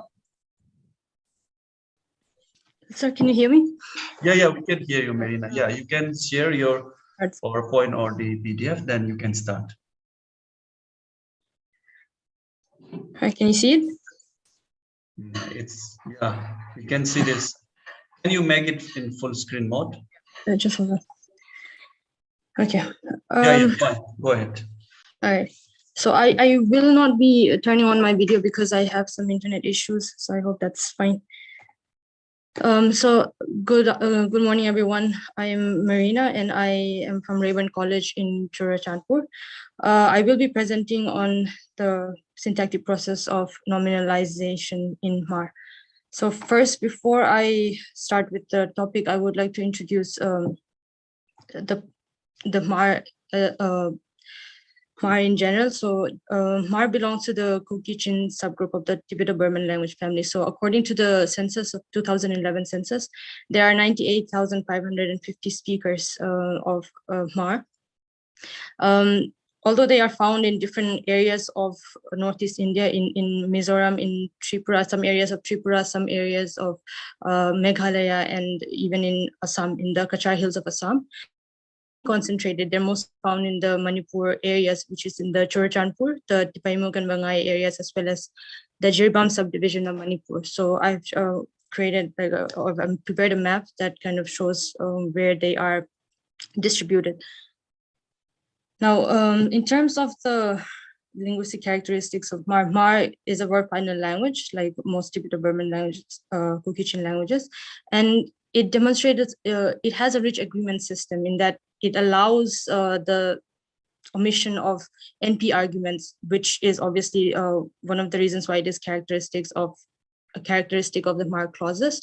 So in a MAR clause, a basic clause in MAR consists of one core argument and a predicate, and these predicates can carry agreement inflections. So the agreement inflection or the agreement marking on the verb allows the verb phrase to express a meaningful proposition. So this kind of brings us into the assumption that probably a verb phrase which carries the agreement marking could be assumed to be the smallest instantiation of a clause. Of a clause. Now, morphologically, it is mostly agglutinating in nature and employs derivation as well as compounding as the major word formation process, and it is a tonal language. So in the first example, you will see that I put the noun phrases in parentheses. This is mainly to indicate that we can drop the NP arguments. The NP arguments in the clauses, in Mark clauses, are generally dropped unless they are the topic of conversation, or unless they are they specifically need to be mentioned in terms of emphasis. Now, coming to nominalization. So we've seen, or we've read about the phenomenon of nominalization in TB languages, and there have been lots of works that are found, or lots of literature found in the study of nominalization in TB languages. However, the study of nominalization, or nominalization as a syntactic process, seems to be kind of not really looked into, or even if it is, it's not to an extensive point or an extensive level in Kuki-Chin languages, more specifically in Khmer. So I have kind of listed out some of the previous works on nominalization, or works related to nominalization. So Barua and Bapui, Murte et al., and then Kumar, they have worked, they did not work on nominalization as a process per se. They do not talk about it in detail, but they do talk about it in terms of morphology, where they just identify that these are suffixes that they use for formation of words. So keeping that in mind, this paper attempts to examine nominalization in the language. This is a preliminary study. It's not. It's something that I've just started on. So so what I'm trying to do in this particular paper, or what I would do in this presentation, is to provide an in-depth understanding of the nominalization, or the nominalizers that are found and what are the types that we can have, as well as their functions in the language. And it will also look at the different strategies of nominalization that we can find in the language.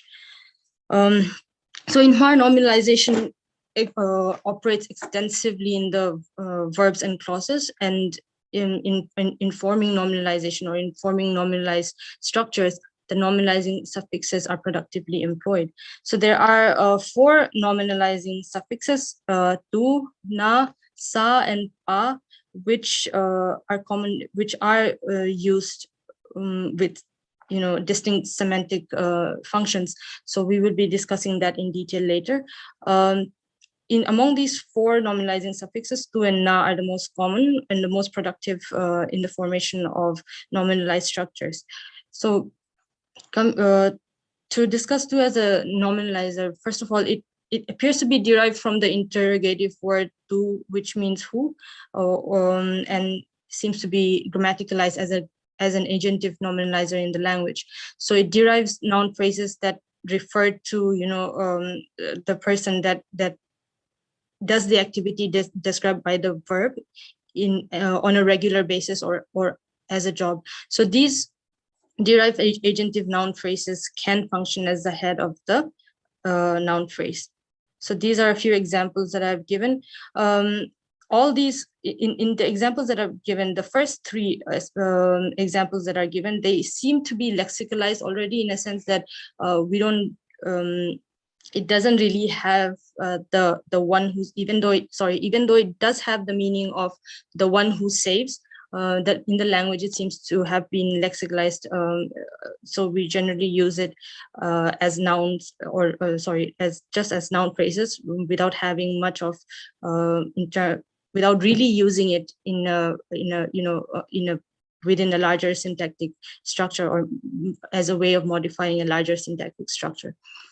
From the examples D, 2D to 2G, you probably will be noticing that there's this noun-verb compounds that can be nominalized.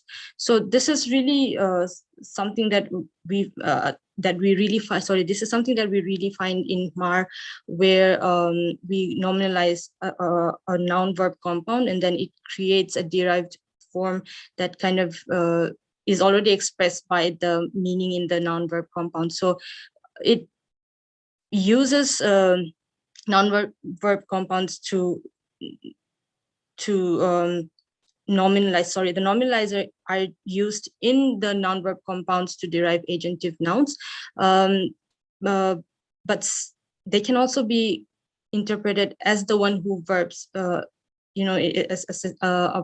even though we can talk about it as a fisherman or a murderer, it is mostly, it can also function. The second type of function that it can have is that of a modifying, or of that of a modifier, where you find the structure, the nominalized clause, having the meaning of the one who verbs. So Genetti et al. In 2008, they used the term lexicalized headless relative clauses for these type of derivational nominalizations.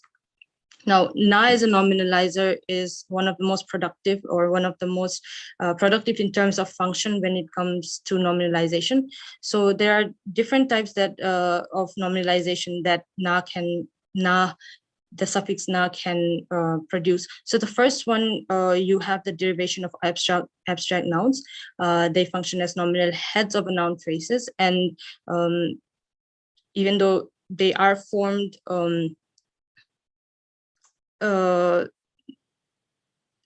they do not really, we cannot really form it in all types of verbs. They seem to be used only with stative verbs. And the nominalizer na can also be used to form instrument nominalizers. So in the formation of instrument nominalizers, you will always again find a verb noun compound structure, and then the noun that is there, for example, in the noun verb compound some kid, which is tying of hair, you have a noun, a nominalized non-verb compound, and you get hair tie. So here the noun some appears to have to function as a semantic patient of the verb, of the nominalized verb, and it adds, when it forms a nominal element, it seems to add to the meaning of the nominalized structure. So the scope of the nominalization is not only on the verb, but on the predicate as a whole. And the suffix na can also be used to form place nominalizers, and these are the examples that are given. So you have, when you add the nominalizer na to a verb, you will have something like a place to cook, or a place of growing, or place of birth. So you kind of get that construction when you nominalize verbs with the nominalizer na. Now, the next type of nominalizer that we have is pa. Pa seems to be a reflection of the Proto-Tibeto-Burman pa, which means father or male. Here the nominalization, or the nominalizer, is productively employed with adjectival verbs, or what we know as static verbs, and they derive noun phrases with an attributive function. So if you can see in the first two examples, cha, which is good, when added with pa, becomes good, the good one, or one that is good. Then sa as a nominalizer, again, this seems to be again a reflection or maintained from the Proto-Tibeto-Burman nominalizer. So the language uses a suffix sa to nominalize verbs that create what we call patientive nominalizer, because it refers to an entity which has undergone a process, or the entity that is affected. So however, it is not a very productive nominalizing suffix, since it cannot be used in nominalizing all verbs. Then, apart from the 4 nominalizing suffixes, the language also makes use of other strategies in order to create nominalized clauses. However, these strategies, they are not really extensively used, especially not in formal situations. So the first type of nominalization strategy is the use of a periphrastic which means the which indicates a third person pronominal and the which is an existential copula. So these the periphrastic creates what is known as a gap nominalized clauses. So the nominalized clause corresponds to or refers to the object of the predicate nominalizer. So and then it forms a patientive nominalization. So these are examples that are given. They can function to modify, distinct head within a larger syntactic unit and enter into a relative clause construction. Then we have the nominal modifiers as the plural marker, the determiner ka and the demonstrative he, which are employed as a strategy, also employed as a strategy for nominalization. So we find that the scope of the plural marker as a nominalizer is over the predicate, and then it derives a nominalized clause that can be either analyzed as a headless relative clause or as complements of a verb.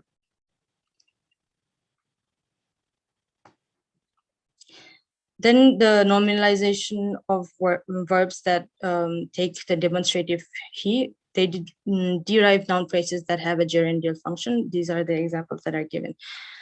Then the other type of nominal modifier that is used is the determiner ka. So the determiner ka generally is used to nominalize entire clauses. And when we nominalize this entire clause, it can be the resulting nominalized structure can either function as a modifier of a head, or it could stand alone. Even if it's nominalized, it can stand alone to indicate an event that has happened and focus on that event in contrast to what has been said. So the 12 and 13 are examples of the ka nominalizer as to form modifiers of a head. And in 14 and 15, if you see, you have idam doi ifaka, which means you ate your medicine. But then in a normal conversation or in a normal sentence, it could just be you ate your medicine. But then first of all, ka is a nominal property. So, but then when it occurs after the verb or in the verb phrase, here it has the function of nominalizing the whole clause, but then it still remains independent. And then it serves semantically, it serves to express the meaning of the fact that you really did something. For example, if I went to a shop and then I decide that my parents don't like me going to the shop, and I say that I did not go to the shop. But my sister, who did see me going to the shop, will say, don't lie, you did go to the shop. So in that situation, we will be using constructions like these, ka as a nominalizer for independent clauses. Now coming to causal nominalizing, causal nominalization. Just hold on. The nominalization strategies that have been discussed so far, they can be used on entire clauses in the formation of nominalized structures that can function as predicate arguments as well as add nominal modifiers when used in a broader syntactic context. Now, as such, like in MAR, the causal nominalization results or forms what is known as the complement clauses, the relative clauses, as well as the adverbial clauses in the language. Under complement clauses, we have verbal complements as well as noun complement clauses. So the nominal modifiers and nominalizer na, they are employed in nominalizing clauses that function as complements to the matrix clause. So in the first two examples, we have verbal complement clauses where we have the nominalized clause that are complements to the verb. In 16, pudanga atika is the complement to the verb sheet.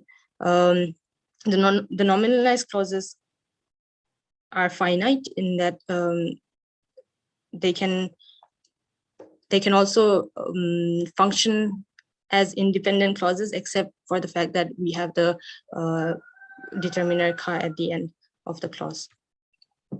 Then in 18 and 19, we have examples of noun complement clauses that can be embedded as modifiers of a distinct noun.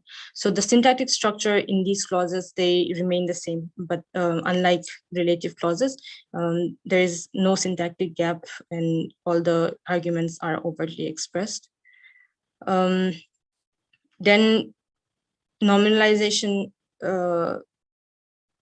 is also productively used in the derivation of relative clause structures. So the nominalized clauses may be finite or non-finite. And then the finite nominalized clauses tend to resemble the main predicative clauses, other than the fact that there is a syntactic gap that tends to be co-referential to the head noun. So these are examples. I would like to mention that the nominalized clauses, when it comes to relative clauses, can be pre-nominal or post-nominal. Generally, it is pre-nominal, but in 22 and 23, if you see, you will find the nominal preceding the relative clause. So in such cases, even though they are relative clauses, it almost looks like, especially with the first in 22, Sri Asai Pakahun Tsoro, it almost looks like the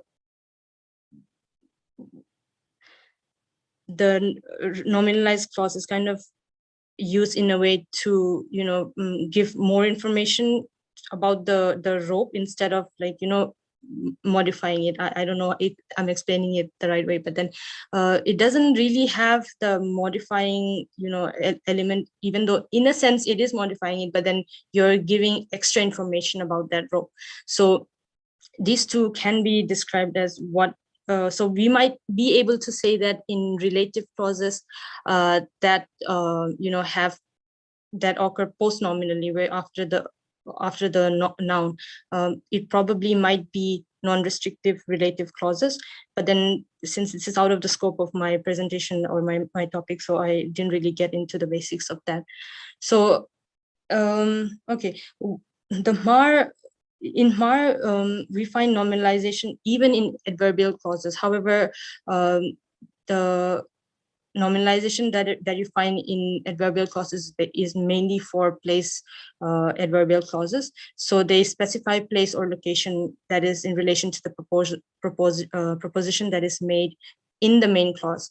So the nominalized clauses, they in order to form adverbial clauses that are nominalized, you generally use the nominalizer na.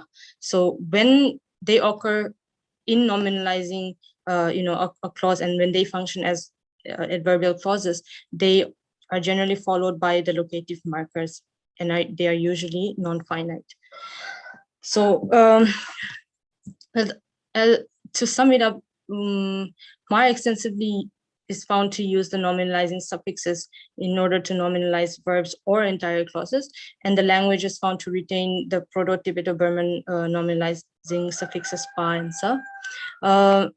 The nominalizing suffixes can be categorized as four semantically different types based on the nominalizer that is used. So two derives agentive nominalizer, then na can derive instrumental or place nominalizer, then attributive nominalization or attributive nominalizer is derived by pa, and then sa derives the patientive nominalizer. So in the same way, even the other strategies that are used for nominalizers, such as the plural markers and the periphrastic aum, and then determiners and demonstratives, they also have their own semantic functions, in that aum derives patientive nominalization, plural derives agentive nominalization, then the demonstrative, he forms gerundial nouns, and the determiner kad, it functions at the clause level and can either function as a modifier or as a freestanding nominalizer. So derivational and causal nominalization is attested in the language, like in most Tibeto-Burman languages. Now, while the nominalizers do derive lexical nouns or noun phrases which functions as heads, what I seem to see is that these nominalized structures, or these predicates that are nominalized, they seem to, have, or they seem to be able to be analyzed as a modifier in a sense, because, or what you know as a headless relative clause. So in a sense, we can say that the derivational structures, or the derivational nominalizers or nominalization that happens in MAR, while some of them can be used lexically, and while some of them can be used as noun phrases in a sentence or in a clause, most of the times these nominalized structures, they tend to refer to, the entity that the nominalized verb refers to. So we have what is known as the headless relative clauses. So in a way, it might be sorry, I'm just trying to think of a way to say. We can kind of say that there seems to be, a transition from what you say as a derivational clauses or nominalization to what is known as causal nominalization. So since especially in constructions that involve the noun verb nominalizers or noun verb nominalization, you have an additional argument which functions as the semantic patient of the nominalized verb. So then the nominalized structure, it kind of gives a relative clause structure, like what the headless relative clause structure. So in a way, we can say that, there is this transition, that the derivational nominalization transition into causal nominalization. So this kind of brings or attests the relationship between relativization as well as nominalization in the language. Now, at the clausal level, nominalization derives clauses that function as complement modifiers or adjuncts within a broader syntactic structure. So based on this, we can say that nominalization is extensively employed in MAR, more so for subordination, to form subordination or subordinate clauses in the language. And then it is more specifically used in the formation of relative clause structures, because you find that modifying element that happens a lot in the nominalized structures. So they tend to function as relative clauses in relation to other nouns, or in relation to head nouns in a larger syntactic structure. So this brings us to the end of my presentation. I know that there's so much more work to be done, and it's just a preliminary analysis. So suggestions and criticism for that matter is accepted and will be welcomed. Thank you very much. Thank you, Marina, for this informative presentation on nominalization in MAR. So now it's time for the discussion. So the paper is open for discussion, question, comments.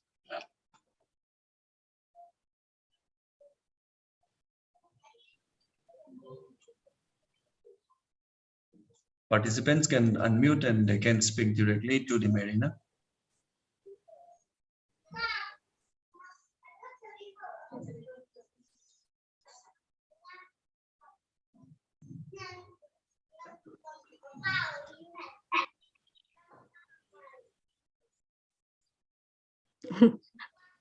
I hope so. Your presentation was very clear, that our participants were satisfied. So as of now, I cannot see any question, comments.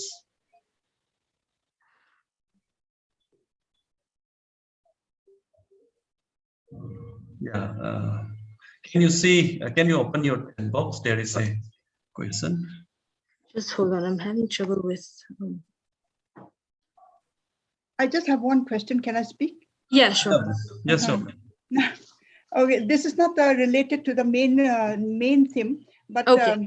I'm intrigued because I believe that MAR and Mizo does not have glottal stop.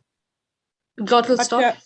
Yes. But in one example, I have seen this one in the typing. I have seen this sentence: "The bride has left," or something like that. Yes. The bride has left. And the final word is ta. Ta, after ta, there's a glottal marker. Yes. So that is a ta. It's said as ta, not so, ta, because if generally so what happened, we're doing this more acoustic study, and we've kind of seen the presence of glottal stop, especially in words like that where we really pronounce the ta when it is at the end of the sentence. But when it occurs in a cross-medial position, then you don't have the ta, the glottal sound. Okay. So therefore, you have glottal stop only at when it occurs in the final as a final word in the sentence. Yes. Okay. So otherwise, this thing glottal stop is not a regular occurrence in Mar and Mizo. It doesn't seem to be like I can't really say right now because it's still under we're still looking into it. But then right now, what based on initial studies and all that, it kind of looks like it is there. But not like you said, not so prominent, not so regular. It happens with imperative markers and this perfective markers and all that, where you have it at the end and you have that sound, that glottal sound at the end. But then when it occurs in a cross-medial position, then it doesn't. It's not really. Yeah. Thank you so much, because because we have so many glottal stop is so regular in it occurs in so many words, in so many especially in the initial position, in the syllable, in the initial syllable final. So that I was just wondering. Okay. That was a good question anyhow. Thank you so much. Yes. So to Padmati Acham, your question is, does Mar have attributive nominalizer for female? Okay. I didn't really look into it, but I don't think specifically for female we have this, or it looks like pa, which is generally originally which meant male, looks like it is generalized as a nominalization, a nominalizer for females and males. It doesn't matter whether it's a female or a male, we use the term pa. So I hope it kind of answers your question. May I have a question? Yes, sir. Yes, sure, Uncle. Marina, I am sorry I could not attend. I could not attend your full presentation because I was in partial course. Okay. I have a very simple question. Okay. You said kalom a for thank you. Does it really mean thank you, or does it also mean something like?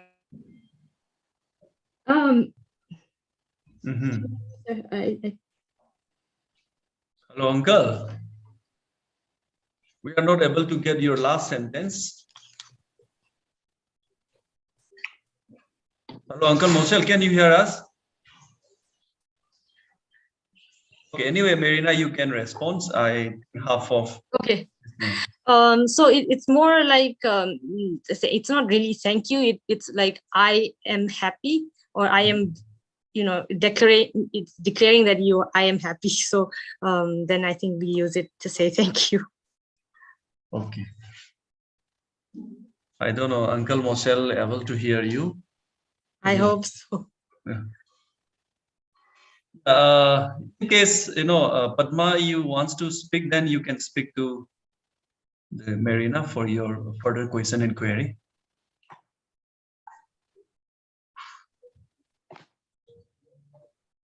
You're welcome. Hi, Marina. Yeah, hi. It was very bad, so I tried to type it. So it's interesting because even material nominalizer ba, which often we use for male most of the time, but we can use for female. It can also mean female. So I was just curious about that. So thank you for a nice presentation. All right, thank you so much. Yeah, we also have the counterpart for pa as ba in Dimasa, the same nominalizer, and the non-nominalizer in Mar is ma in Dimasa. So kind of they're combinates. Yeah. Can I come in? Sir, yes. I was away for some time and I joined only towards the end. So can you elaborate more on what do you mean by headless relative clause? Okay, so headless relative clauses, in terms of definition, it's a relative clause that doesn't have a head. But then Mar, yes, in Mar, when I say headless relative clauses, what I mean, or what it kind of means is that the clause, it refers to a head. It refers to a nominal. There is an object or subject of reference, right? It's a referent. It forms a reference, but then you don't have a head to be modifying. But in a way, the structure that is formed still modifies an entity. So since I may be wrong, but that's the way I am taking the headless relative clause. Any example? Amidit2, if I say Amidit2, it means the one or the person who likes me. So even though you don't have a specific head, it's still referring to an object, and it's still qualifying or modifying that particular entity. I don't know, sir, if that among the, I got it. Among the what you call closer nominalization. Yes, sir. Which one is more productive? It looks like the relative clause is the most productive in Mar, because again, since when you nominalize, even when you nominalize a verb, you will still have a modifying element when you talk about a verb. For example, if I say sandam tu, which means sandam is safe, and tu is a nominalizer. So we use it lexically to mean Christ or Savior. But then if you're taking it or trying to use it, if you actually think about it in terms of meaning, it does mean the one who saves. So the derivation or derivational nominalization still seems to have some aspects of what we call relative clause formation. So it looks like more than complement clauses, you have relative clauses that are formed the most by nominalization. So nominalization ultimately would be, yes. Yeah. Lastly, can all subordinate clauses function as a nominalized clause? What is your No, sir, I don't think all of them can. Can all subordinate clauses? So in Mar, we have relative complements and adverbials. So even with complements, there are so many strategies for forming complement clauses, and then nominalization is one of them. So you don't really find it too much in complement clauses or in the formation of complement clauses. In adverbial clauses, you can form it only in place adverbial clauses. So that means, I think, apart from relative clauses, the other two, it's not really productive, but then we have a lot of complement clauses or clauses that can be complements or adverbials. So I think in terms of when we say productive, I think it would only be relative clauses when it comes to subordination or subordinate clauses.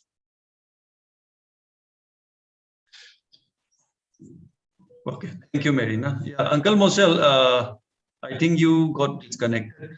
For the Kalomi, Marina has given a reply. Can you repeat once again, Marina? For Right. So kalomi doesn't mean thank you per se. What it really means is I am happy, and you're declaring the fact that you are happy. So I think we are using it to say thank you, or equivalent to thank you in English. Okay. And this column yes. This, do they not stand separately, or is it okay? Is it only one word, or do they stay separately? So I believe the declarative, or the emphatic marker that we have that is separate. Now I'm still, the ka is an agreement marker. So I'm still trying to figure out in my language whether it is a clitic or whether it should be taken as a suffix, because again, in terms of a prefix ka, you can have, again, so many elements that occur in between the agreement marker as well as the verb. So I don't know whether we can really say that it's a prefix. So if it's not a prefix, then they are separate words. In writing, when it's in the Marbo writings, even the agreement markers, they are all written separately. So which is why there's so much confusion, especially for those non-linguists who, when we try to describe, distinguish between agreement markers as well as pronouns. So I think in writing, they write it separate. Okay, Marina, Okay. lastly, Yes, continuation to the Uncle Moses. So even the, what you call this, declarative sentence like kalome can Yes. also be nominalized, right? It can be, can I say kalome kati? I said, no, sir, I am don't. happy. I said I am, or I was happy. If you're going to say I said I was happy, then it would not be. In that case, it can be as object nominalization. Can I do that? Just hold on, sir. Kalom.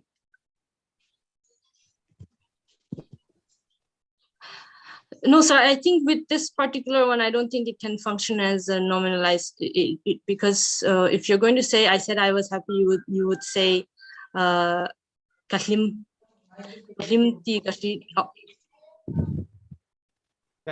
The point that I'm making is that it can occupy the what they call the object NP. So kalome kati. So I said I'm happy. So the whole I am happy can occupy the object NP, right? So in that sense, will you treat that as a nominal? No, sir, because I think in my language especially, we can have independent clauses, the whole clause that can function as as subordinate to the main clause. So we have what is known as the peritactic complement clauses, where the syntactic structure doesn't change at all, but you can just, juxtaposition, where you can just juxtapose the two clauses. So I don't think it would necessarily be an object.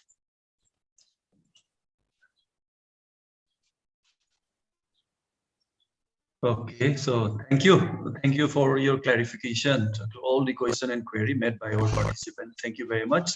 Thank you, sir. Yeah, I think Uncle, do you have anything? Yes. In Mar, Marina, yes. Does the word thank exist or not?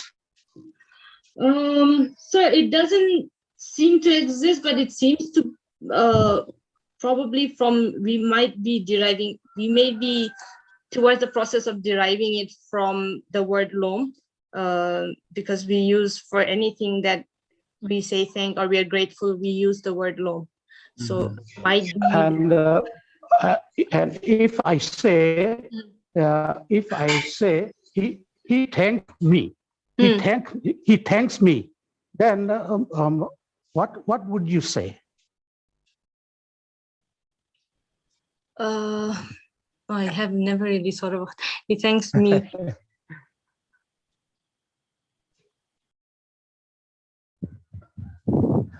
Okay, it'll mostly say alom tu ashil. So alom tu is it's like saying he told me about the message of his happiness. So that would mean something like thanks. Okay, I think that's answered the uncle's question. Anyway, so thank you, Marina, for your wonderful presentation and your clarification. Thank you, Monali. So I think with this note, we can close this session. So as a closing remark, I would like to thank all the paper presenters of this session: Krishna Boro, Niranjan Upur, Samir Debarma, and Monali Longmalai, Marina Infimate, for your exhaustive study and your clarification to all the question and queries to our participants and all our participants who were actively engaged during our discussion. It was really a very fruitful session that we have today, and we are looking forward with the same tempo in the upcoming sessions also. So with this note, we close. Before I close, I would like to over to Dr. Monali for any announcement to be made. Yeah, thank you, Bijen, for wonderfully chairing the session. It was a very productive session, no doubt.